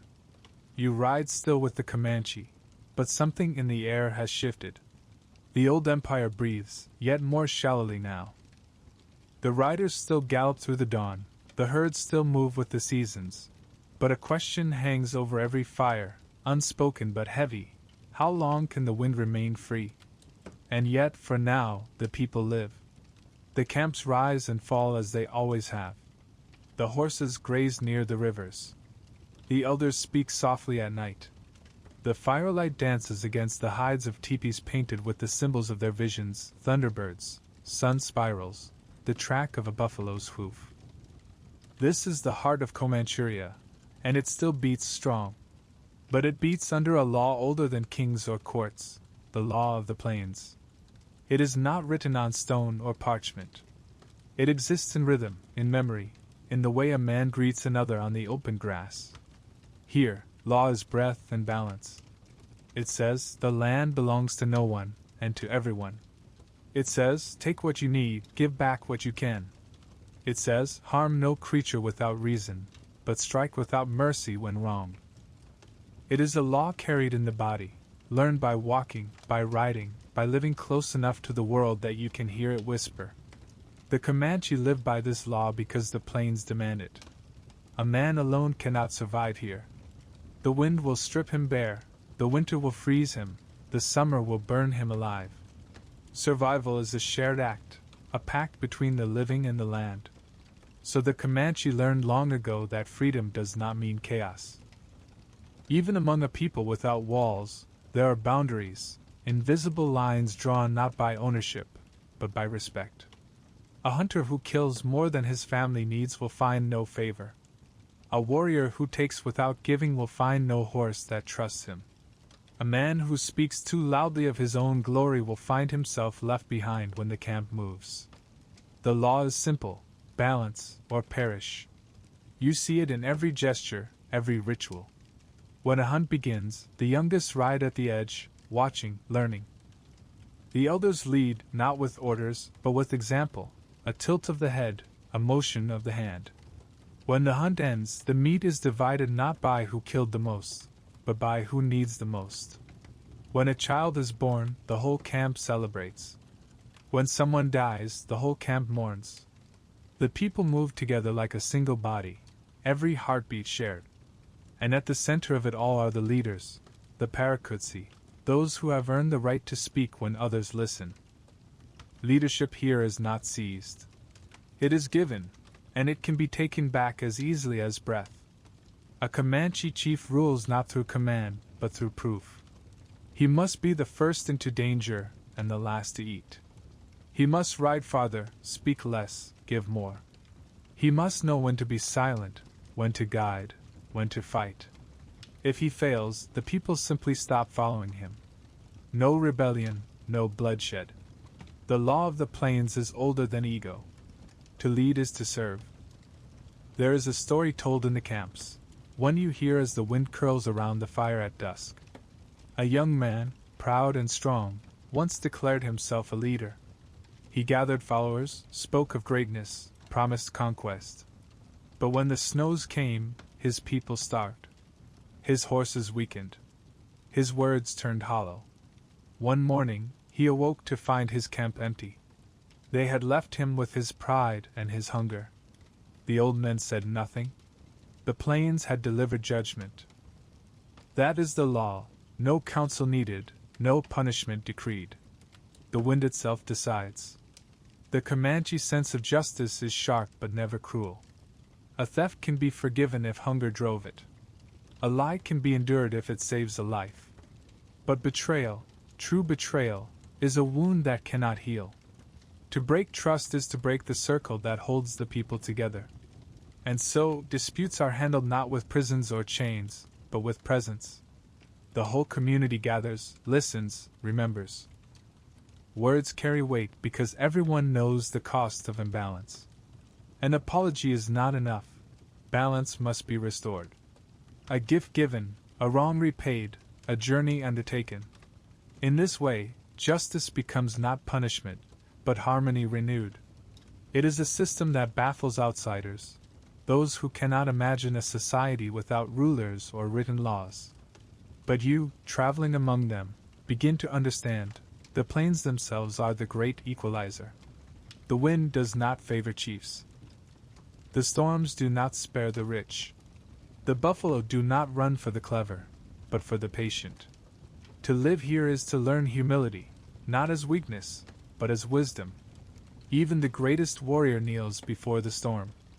And yet, the Comanche law extends beyond their own people.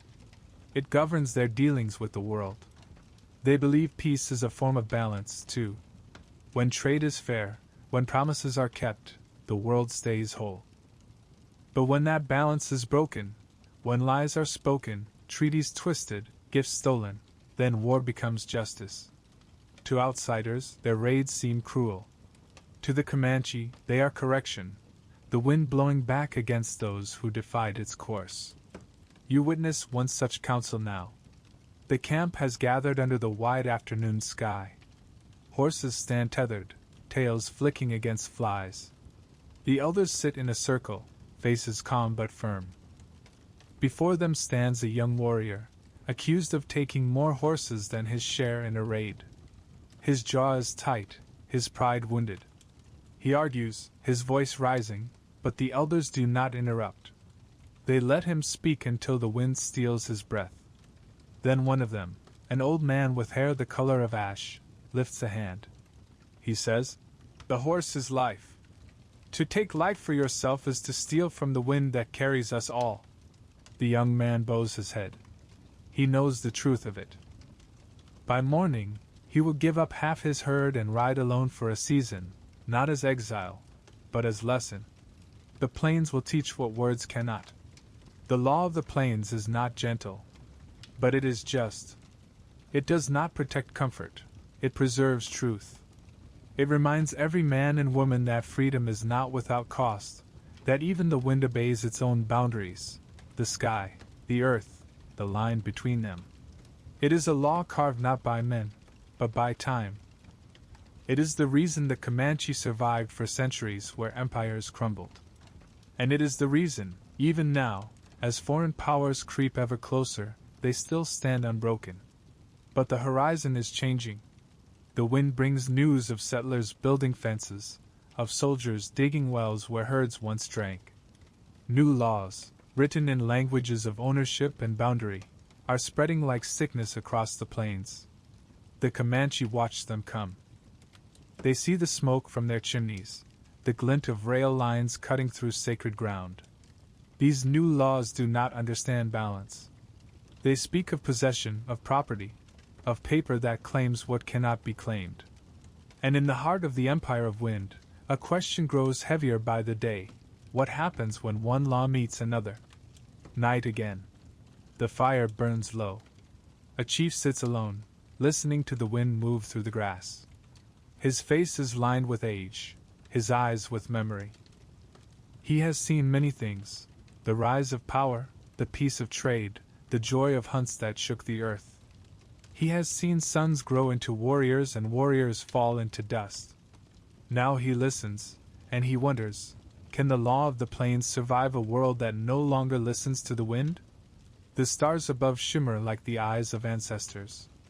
The fire flickers. And from the darkness beyond the camp, a distant sound begins, faint, metallic, relentless. The first echo of the iron invasion. The wind that once carried only the scent of grass and buffalo now tastes of iron. It hums with tension, the kind that precedes a storm not of clouds but of men. The horizon trembles with change, faint at first, like a whisper in the grass, then louder, the grinding rhythm of wheels and boots and ambition. You ride still with the Comanche, but something in the air has shifted. The old empire breathes, yet more shallowly now. The riders still gallop through the dawn, the herds still move with the seasons. But a question hangs over every fire, unspoken but heavy: how long can the wind remain free? And yet, for now, the people live. The camps rise and fall as they always have. The horses graze near the rivers. The elders speak softly at night. The firelight dances against the hides of teepees painted with the symbols of their visions: thunderbirds, sun spirals, the track of a buffalo's hoof. This is the heart of Comanchuria, and it still beats strong. But it beats under a law older than kings or courts, the law of the plains. It is not written on stone or parchment. It exists in rhythm, in memory, in the way a man greets another on the open grass. Here, law is breath and balance. It says, the land belongs to no one, and to everyone. It says, take what you need, give back what you can. It says, harm no creature without reason, but strike without mercy when wronged. It is a law carried in the body, learned by walking, by riding, by living close enough to the world that you can hear it whisper. The Comanche live by this law because the plains demand it. A man alone cannot survive here. The wind will strip him bare, the winter will freeze him, the summer will burn him alive. Survival is a shared act, a pact between the living and the land.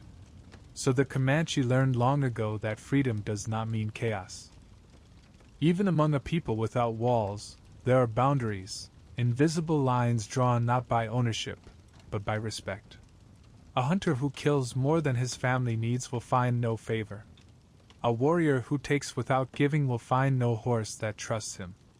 A man who speaks too loudly of his own glory will find himself left behind when the camp moves.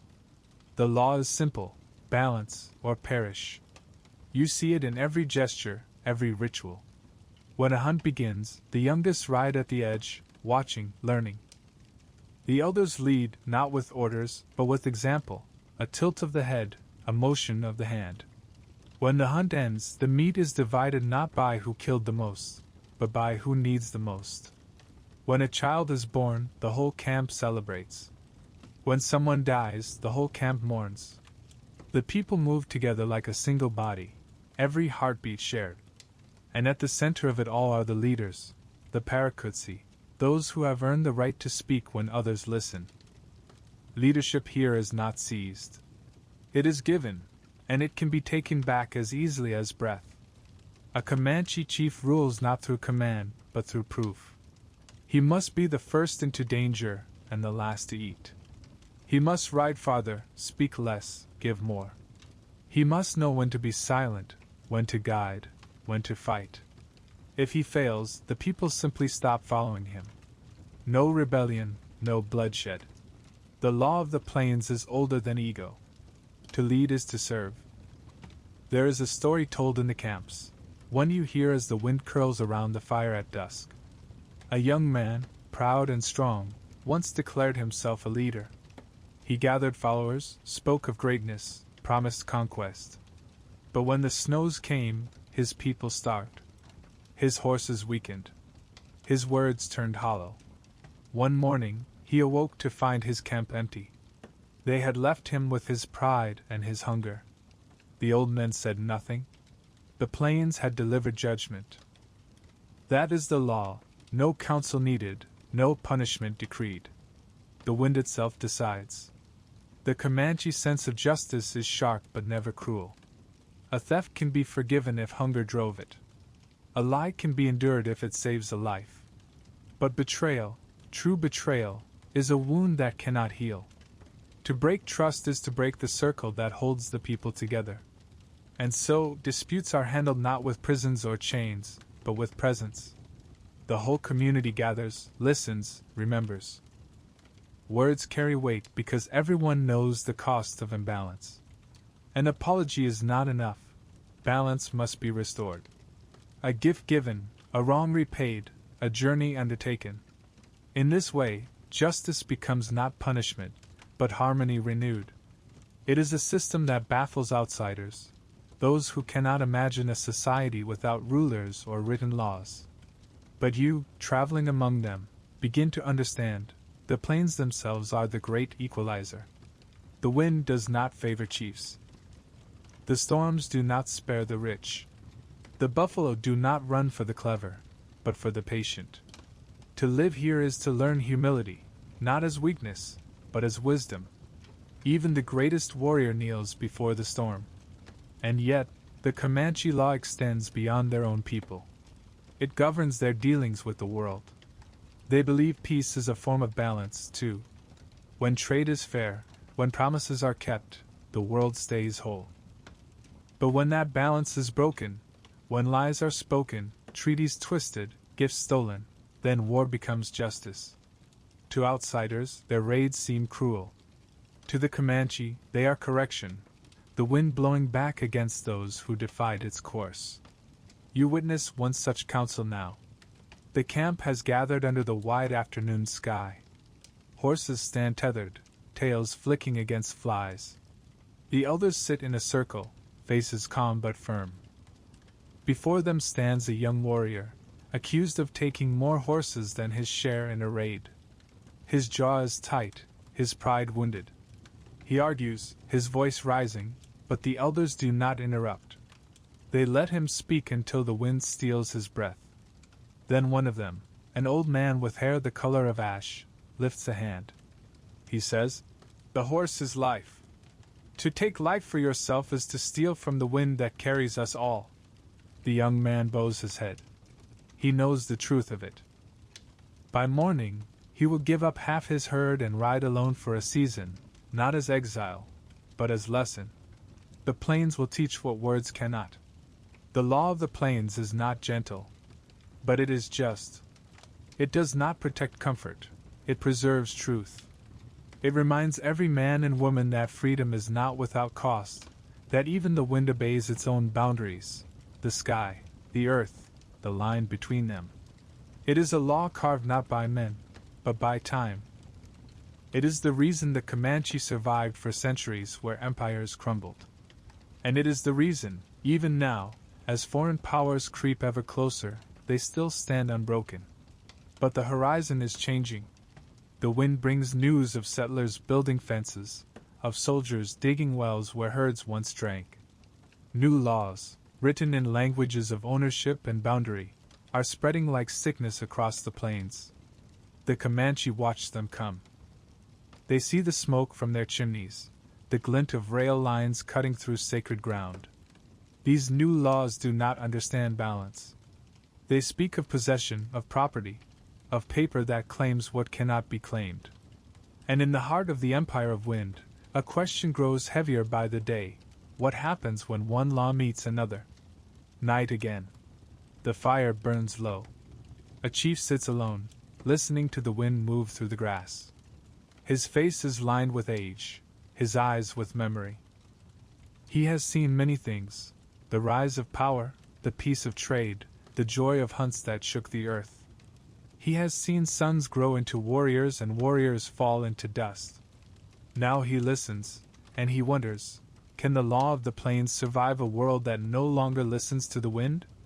The stars above shimmer like the eyes of ancestors. The fire flickers. And from the darkness beyond the camp, a distant sound begins, faint, metallic, relentless. The first echo of the iron invasion. The wind is different now. It carries the scent of coal and sweat and something sharp, the bitter tang of progress. The sound that comes with it is not thunder, not hooves, but a grinding, shrieking pulse that cuts through the stillness like a blade. The Comanche lift their heads when they hear it for the first time. It comes from the east, a sound that doesn't belong to the earth, to the wind, or to any creature that breathes. It is the sound of something made by men who forgot how to listen to the land. And so begins the iron invasion. For generations, the plains have known only the rhythm of hooves, the whisper of grass, the deep roll of buffalo herds. Now new rhythms arrive, metallic, relentless, foreign. The white men bring their roads, but these roads are made of iron. They call them railroads, and they stretch them across the land like scars. They hammer them into the bones of the plains, driving spikes of steel where once only roots grew. Each blow echoes like a prophecy. Each puff of the locomotive's smoke is a signal that the old world is beginning to die. The iron horse roars, and the buffalo scatter. You can see it, the first train crawling across the horizon, a line of black smoke trailing behind it like a wound. To the settlers, it is a miracle, speed, power, a promise of connection. To the Comanche, it is a monster that eats distance and spits fire. It does not move with respect. It does not pause for prayer. It cuts straight through the sacred places where the people once gathered, through hunting grounds, through graves. The earth shakes beneath its passage. The rivers run black with its ash. The wind, once free, now smells of iron. But the invasion began long before the rails were laid. It began when the buffalo hunters came, men with rifles that fired faster than bows, men who shot for money, not for need. They rode in wagons filled with ammunition, leaving behind fields of death so vast the air itself reeked of decay. They killed not hundreds, not thousands, but millions. The herds that once darkened the horizon were reduced to shadows. The sacred animal that fed the people, clothed them, sheltered them, was vanishing before their eyes. The Comanche watched the slaughter with disbelief, then with fury. They struck at the hunters, raided their camps, burned their wagons. But for every wagon destroyed, 3 more appeared. For every man driven out, another came, hungry for profit. The plains were bleeding, and the earth was silent. And behind the hunters came the soldiers. They built forts where the rivers met, raised flags that fluttered over the ruins of buffalo bones. Their uniforms gleamed under the sun, their rifles lined in rows. They called it peacekeeping. The Comanche called it war by another name. For years, the people fought back with the only weapon they knew, movement. They raided the outposts, vanished into the horizon, struck again when least expected. They knew every ridge, every stream, every shadow of the land. No army could match their speed, their precision, their unity with the earth. But the soldiers had time. And the empire behind them had iron. You ride with a band of warriors through a sky that glows red with smoke.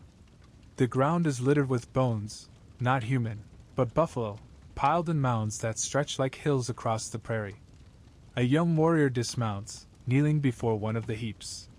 He runs his hand over a skull, its hollow eyes filled with dust. His voice breaks when he speaks.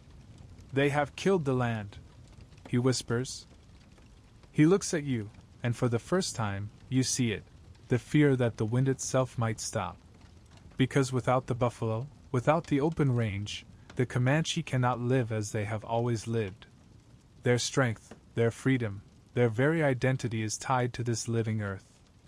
And now that bond is being severed by men who measure the world in profit, not prayer. Fences follow next. Barbed wire, thin, sharp, and merciless. It crawls across the plains in silent lines, cutting the world into squares. It slices through the ancient trails where the herds once moved, through the paths where the Comanche rode. Horses shy away from it, their flanks torn. Children bleed from it, their clothes snagged. The settlers call it progress. The Comanche call it a prison. The land that once belonged to no one now belongs to men who claim to own what they cannot understand. The rivers are renamed. The valleys are fenced. The wind still blows. But it no longer carries freedom, only dust. The elders gather to speak. Their faces are carved by time, their eyes dim with sorrow. One says, "The earth no longer breathes." Another says, "The white men have trapped the wind." They remember the old prophecies, that one day, a creature of fire and iron would come from the east, devouring all in its path. The young ones had once laughed at the story. Now no one laughs. The prophecy is here.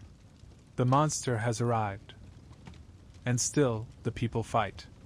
They raid the railroads, tear up the tracks, ambush supply wagons.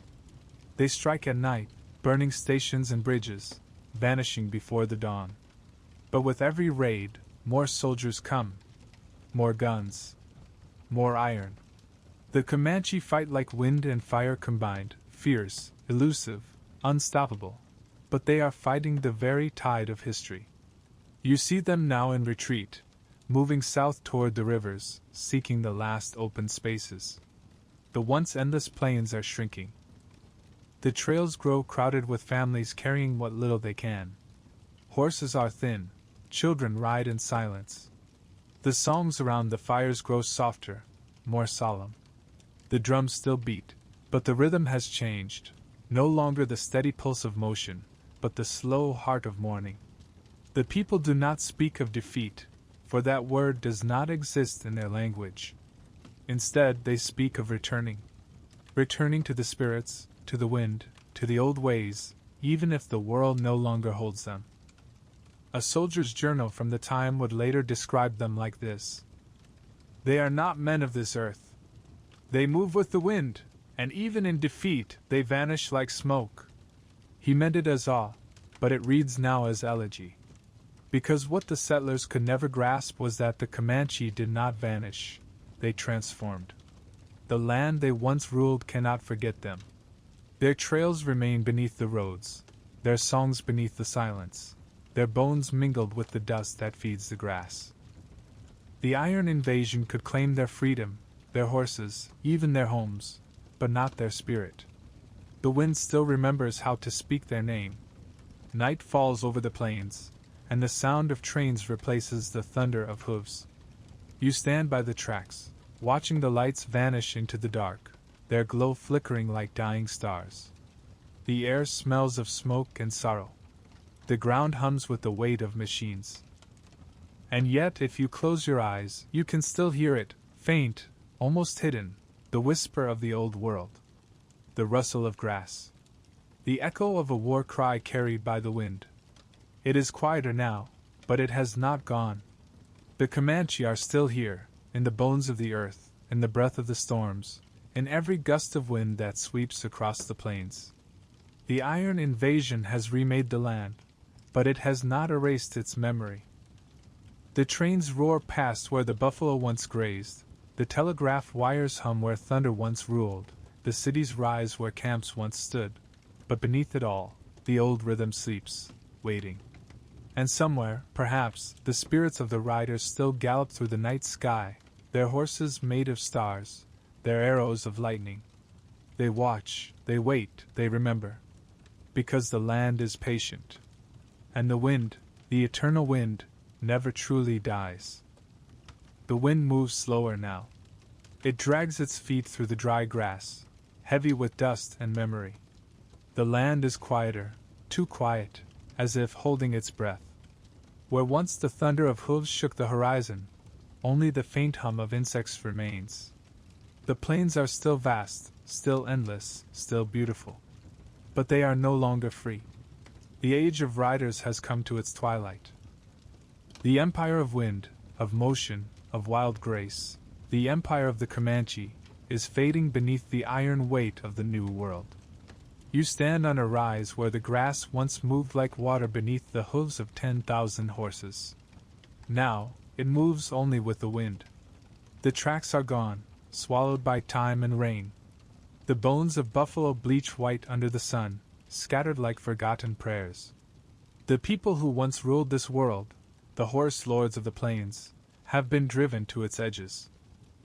Their herds are gone, their land fenced, their freedom traded for survival. And yet they endure, proud, defiant, still whispering the old songs under their breath as the wind passes through the camps of captivity. The soldiers call them reservations. Small squares of earth, marked and numbered, meant to contain what was once boundless. The people call them something else, prisons without walls. They were promised safety here, food, peace. But promises mean little to those who never learn to speak the language of the wind. The rations arrive late, spoiled. The children grow thin. The horses, what few remain, stand listless, ribs showing beneath their hides. The old men sit in silence, staring west toward a horizon that no longer calls to them.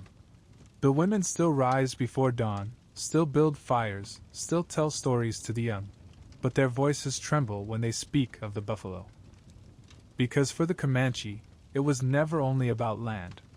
It was about rhythm. The harmony between motion and earth, between breath and sky. Now, that rhythm has been broken. The last great herds have vanished. The traders have become farmers. The riders have become prisoners of stillness. Imagine what it must feel like to have lived your whole life in motion, to have measured time by distance and wind, and then to wake one morning to find the world stopped. The horses that once carried you across the plains are gone. The ground beneath you is no longer yours. The stars above you, once your map, your comfort, your ancestors' eyes, now shine over boundaries drawn by other men's hands.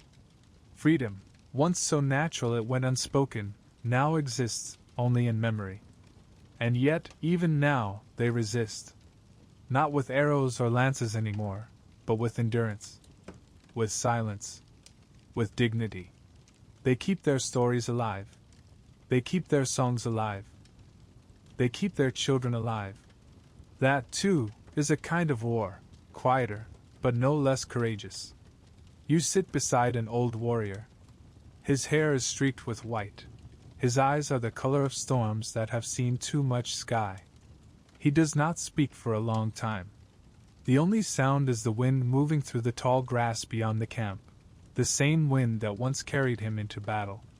Finally, he says, "We rode farther than the sun." He looks away, toward the hills, where the ghosts of horses still seem to move in the shimmer of heat. "We thought we could outrun the world." He continues softly, "But the world caught us. It always does."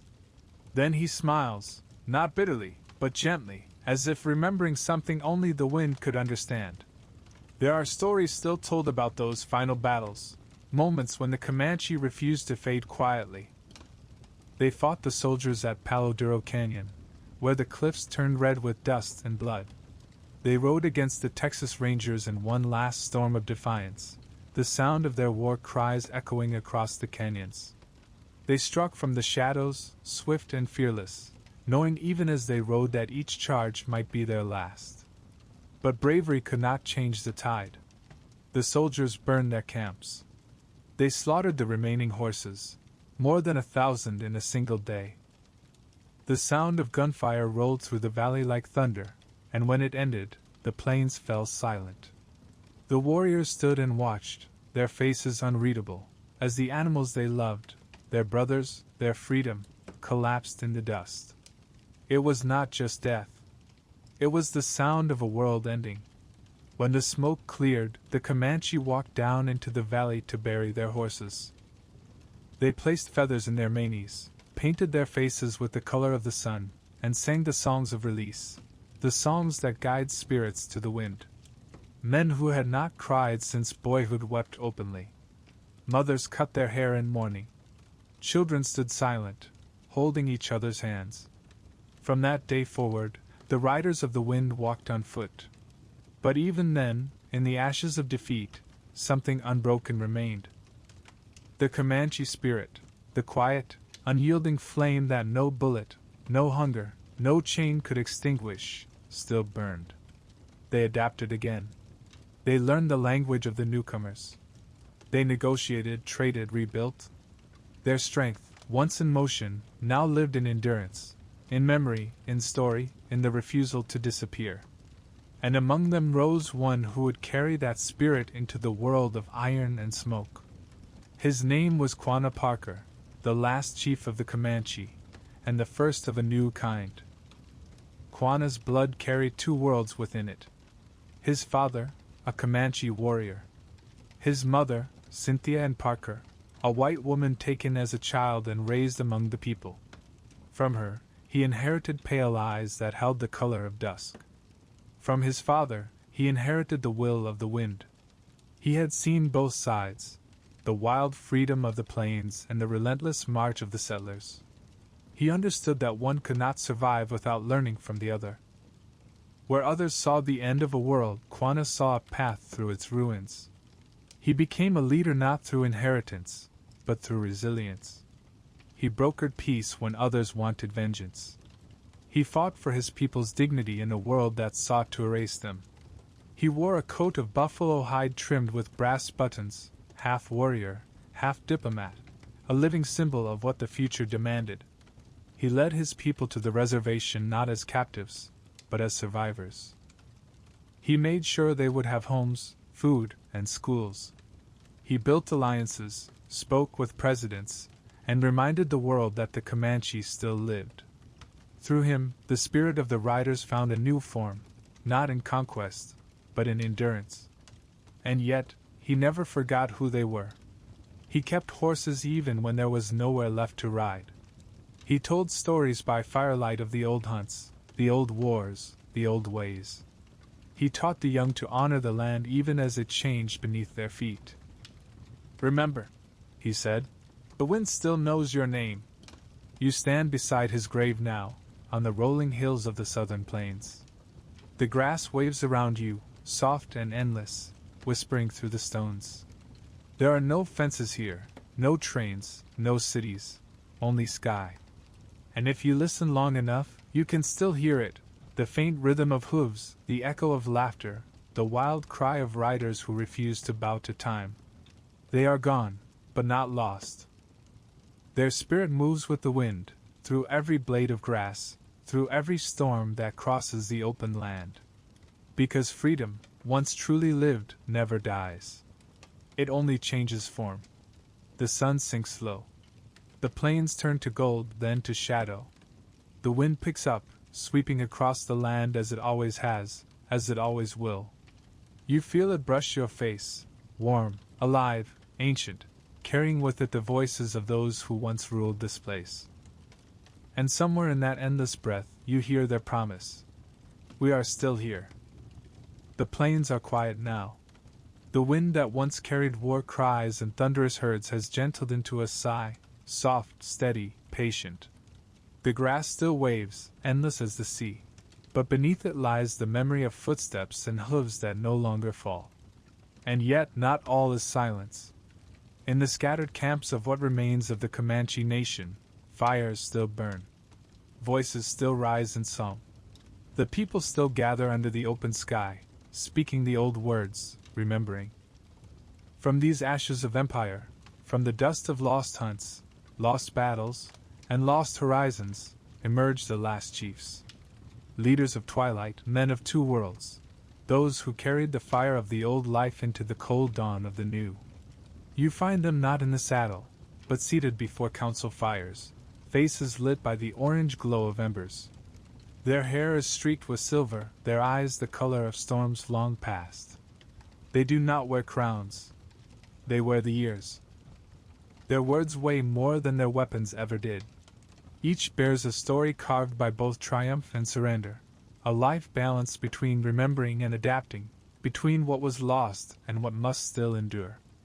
And among them, one stands tallest in memory, Quanah Parker. Quanah's story begins before his own birth, in a collision of two worlds that neither could ever fully claim. His mother, Cynthia Ann Parker, was a white girl taken from a Texas frontier settlement as a child. She was adopted by the Comanche, raised among them, given a new name, Najwa. Someone found. She grew to womanhood within the rhythm of the plains, married a warrior named Pete in the Kona, bore him children, spoke only Comanche. For years she was happy. She no longer remembered the house of her birth or the language of her blood. She belonged to the wind now. And from that union of captive and warrior came a son, Quanah, meaning fragrant, or sweet-smelling. He was born to two destinies that would one day collide. As a boy, he learned to ride before he could walk. He hunted buffalo, fought the Tonkawa, and listened to the elders speak of the great raids into Mexico, of the time when the plains trembled under their hooves. He grew tall, proud, fierce, a son of the Comanche. But deep within him ran another current, invisible yet undeniable, the blood of the settlers who now pushed ever westward, swallowing the land that had raised him. When he was still young, soldiers attacked his village. His father fell in battle.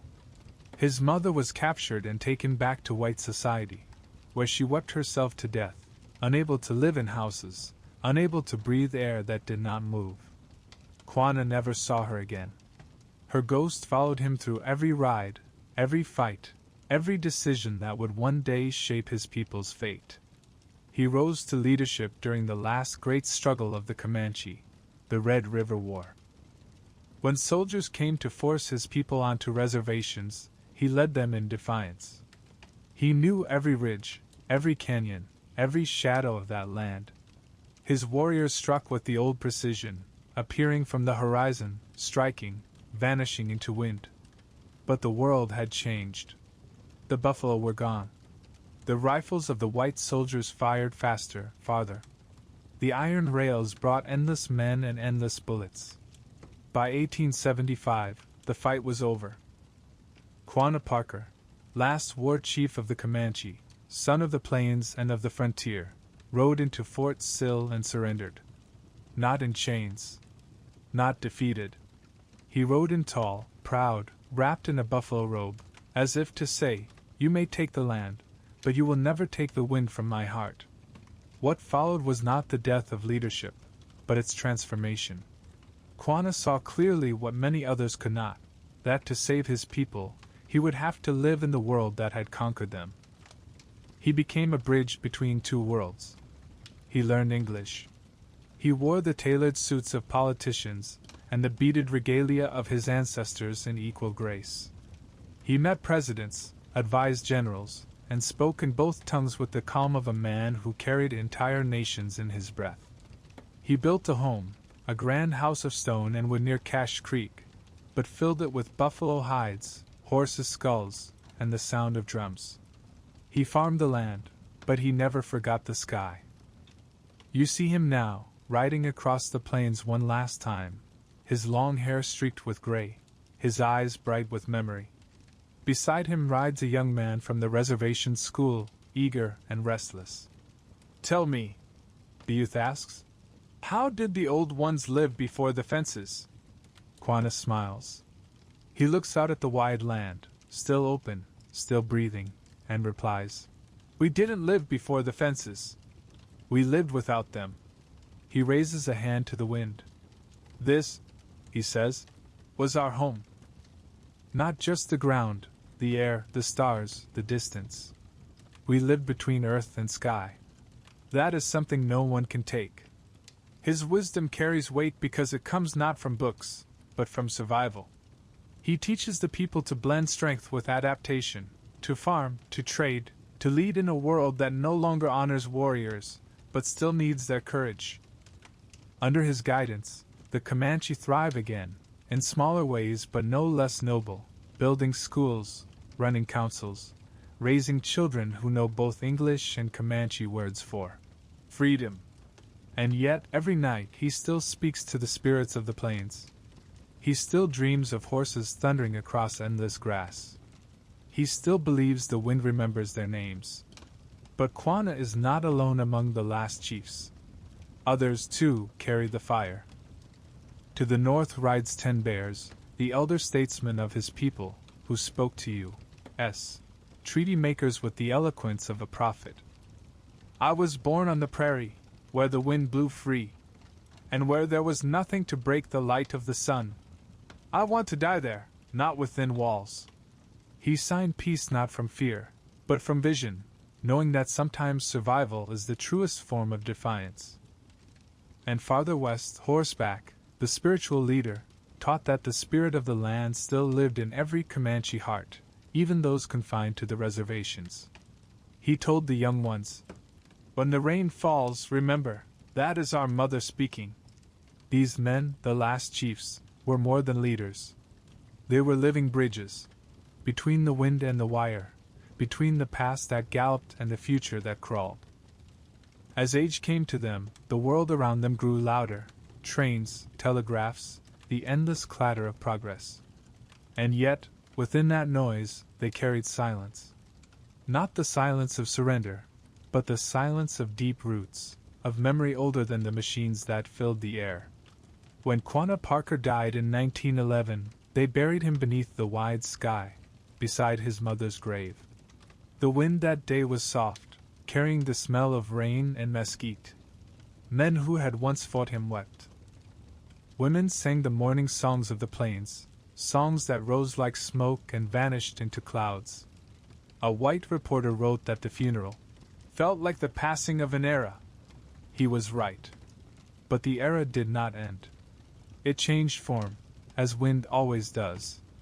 The last chiefs became legend. Their names carried by stories, their faces carved into memory, their words whispered by descendants who still walk the same ground. And when the modern world built cities and highways over the plains, it could not silence the echo of their horses, nor erase the truth they embodied. That power without harmony is hollow.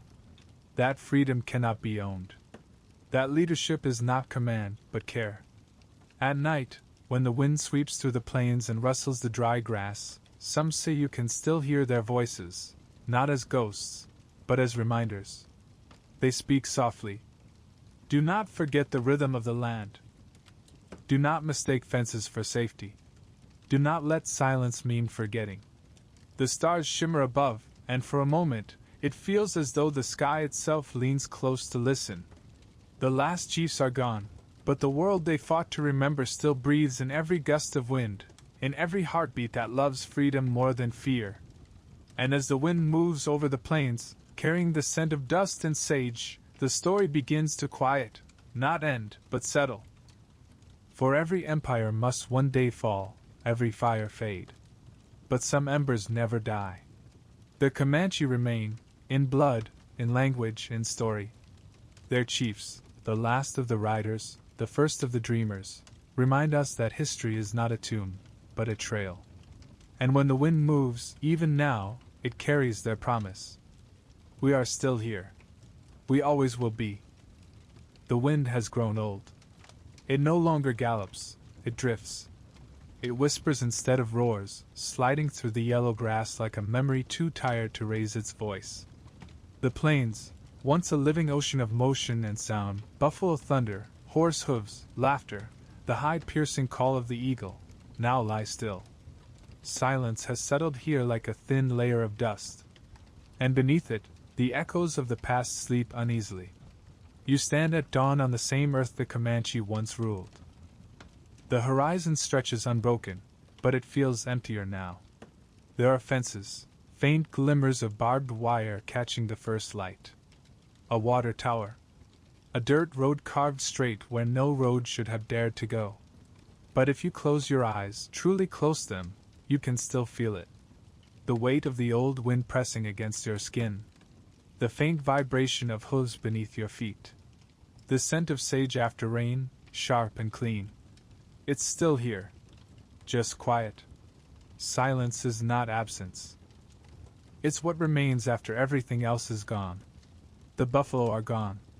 The herds that once moved like clouds across the plains have been reduced to a few small remnants, watched over by fences and conservationists. The Comanche horses, the swift, tireless ponies that carried a nation, are gone too, scattered or broken under soldiers' guns long ago. The plains still breathe, but slower now, as though the earth itself mourns. The old ones used to say the land has a voice, and when it stops singing, the people must listen. Now you listen. You hear the sigh of wind through dry grass, the cry of a lone hawk, the rattle of wire in the distance. All of it together forms a new kind of song, fragile, mournful, enduring. The land remembers. even if men forget. Here and there, fragments of the old world still break through the silence.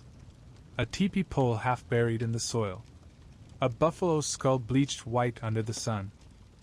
A scatter of flint arrowheads gleaming faintly after rain. Each piece is a whisper from a time when life and motion were the same thing. Historians write that the Comanche Empire collapsed. But that word feels wrong when you're standing here. Collapsed implies ruin, an ending. This is not ruin. This is transformation. The people did not vanish. They became wind, memory, and endurance. Their descendants live still, in Lawton, in Anadarko, in Oklahoma's red dirt towns, carrying names that echo through centuries. The rhythm of the plains beats now in their hearts, quiet but steady. Still, when night falls, the silence deepens into something almost holy. The stars return. The same stars that once guided riders through darkness, that watched the buffalo herds drift like shadows across the moonlit sea of grass. There are no city lights here to challenge them. Only the vast, dark breath of the land and the shimmer of eternity above. The wind moves again, soft as the touch of a hand, and you swear you can hear them. Faintly. Distant.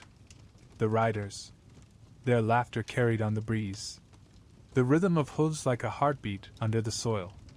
The hum of bowstrings drawn and released into endless sky. They are not ghosts. They are reminders. The wind keeps what is worth keeping. You wander farther, over a low hill where the grass ripples in silver waves. Below you, a narrow creek glints in the morning light. This was once a crossing place, a shallow where the herds would drink, where the Comanche camped and watched for the dawn. There are no fires now, no teepees. Only the wind and the water and the endless whisper of grass. But when you kneel and touch the ground, it's warm.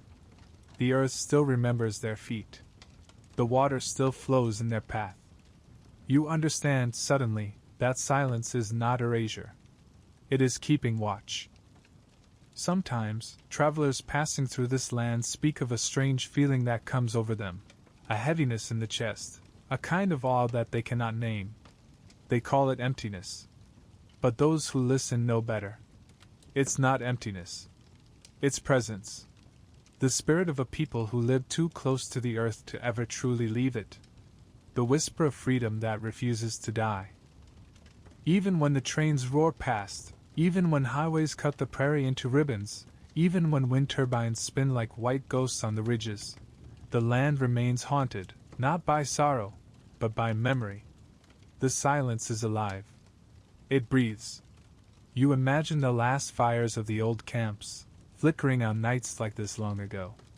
You imagine mothers singing softly to their children, their voices blending with the sound of wind through grass. You imagine the chiefs sitting in a circle, eyes reflecting the flames, speaking of the days when the earth itself seemed to move beneath their horses. And you wonder what they would say now, if they could see this stillness. Perhaps they would smile. Because even in stillness, the land endures. And endurance is what they always taught, to bend, to yield, to wait for the wind to change. At the edge of the plains, there is a small stone monument, weathered and nearly forgotten. It bears only a single word, Comanche. Nothing more. No names. No dates.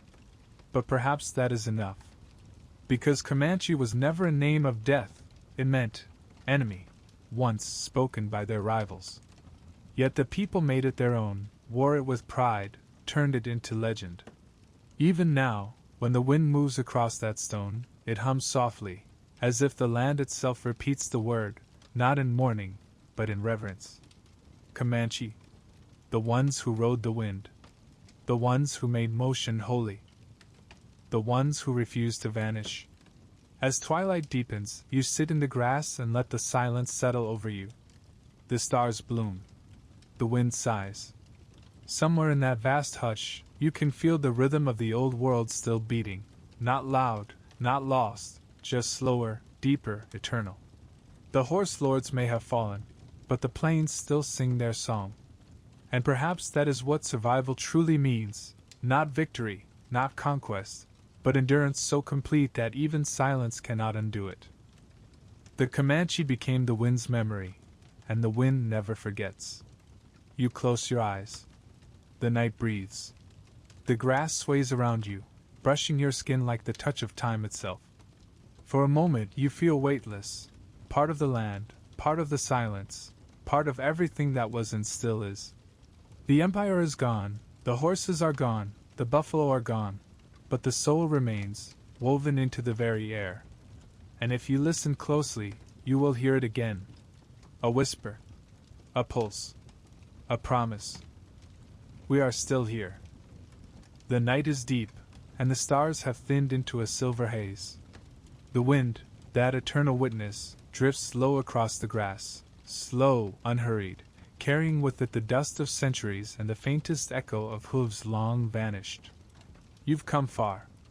Across a continent of memory, through the rise and fall of an empire made not of stone, but of motion. You've seen the riders who ruled the horizon, the warriors who bent the wind to their will, the chiefs who stood unbroken as the world changed around them. And now, only the land remains. But listen closely, the story isn't over. Because here, on these endless plains, history doesn't end. It circles. The wind is their scripture, and it is still being read. Every gust that rolls across the prairie is a verse, every shifting shadow a stanza. The story of the Comanche, the people of the wind, continues not in words, but in movement, in the tumble of dust, in the flight of hawks, in the long hush before a storm. For though the riders are gone, the land remembers their rhythm. When thunder rumbles far to the west, it sounds like hooves. When lightning cuts across the sky, it looks like the flash of a warrior's lance. When the wind rushes through the grass, it hums with the cadence of their songs. The plains themselves have become their monument, vast, unbounded, eternal. You walk now through this sacred quiet, your boots pressing into the soil where thousands of hooves once fell. Every step stirs the past. Here, a ridge where a band once camped beside the buffalo trails. There, a dry creek bed that still holds arrowheads in its folds. A lone cottonwood stands against the sky, the last witness to a vanished world. And yet, nothing here feels dead. It feels asleep. Because history, when it is loved, never dies. It waits beneath the dust, beneath the fences, beneath the noise of modern life, for someone to stop, to listen, and to remember. You are listening now. And in that listening, the past stirs. Close your eyes. The wind sharpens. You can almost see them again, a band of riders cresting the distant hill, their hair streaming, their ponies swift and sure. Their laughter mixes with the rush of air, their war cries rise like wild birds into the morning. They are not ghosts. They are memory given breath. Each carries something of the world that was, the courage to live without walls, the grace to move with the seasons, the wisdom to belong to the land instead of owning it. They ride not for conquest, not for glory, but for balance, the eternal rhythm between life and earth, between freedom and fate. They are the pulse of the plains. And that pulse, impossibly, still beats. The modern world hums far away, cars on highways, towns flickering like constellations on the dark horizon. But out here, the land keeps its own time. It waits for no one, forgives no one, remembers everyone.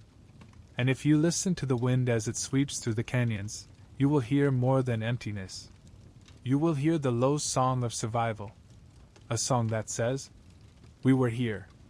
We are still here. We will always be here."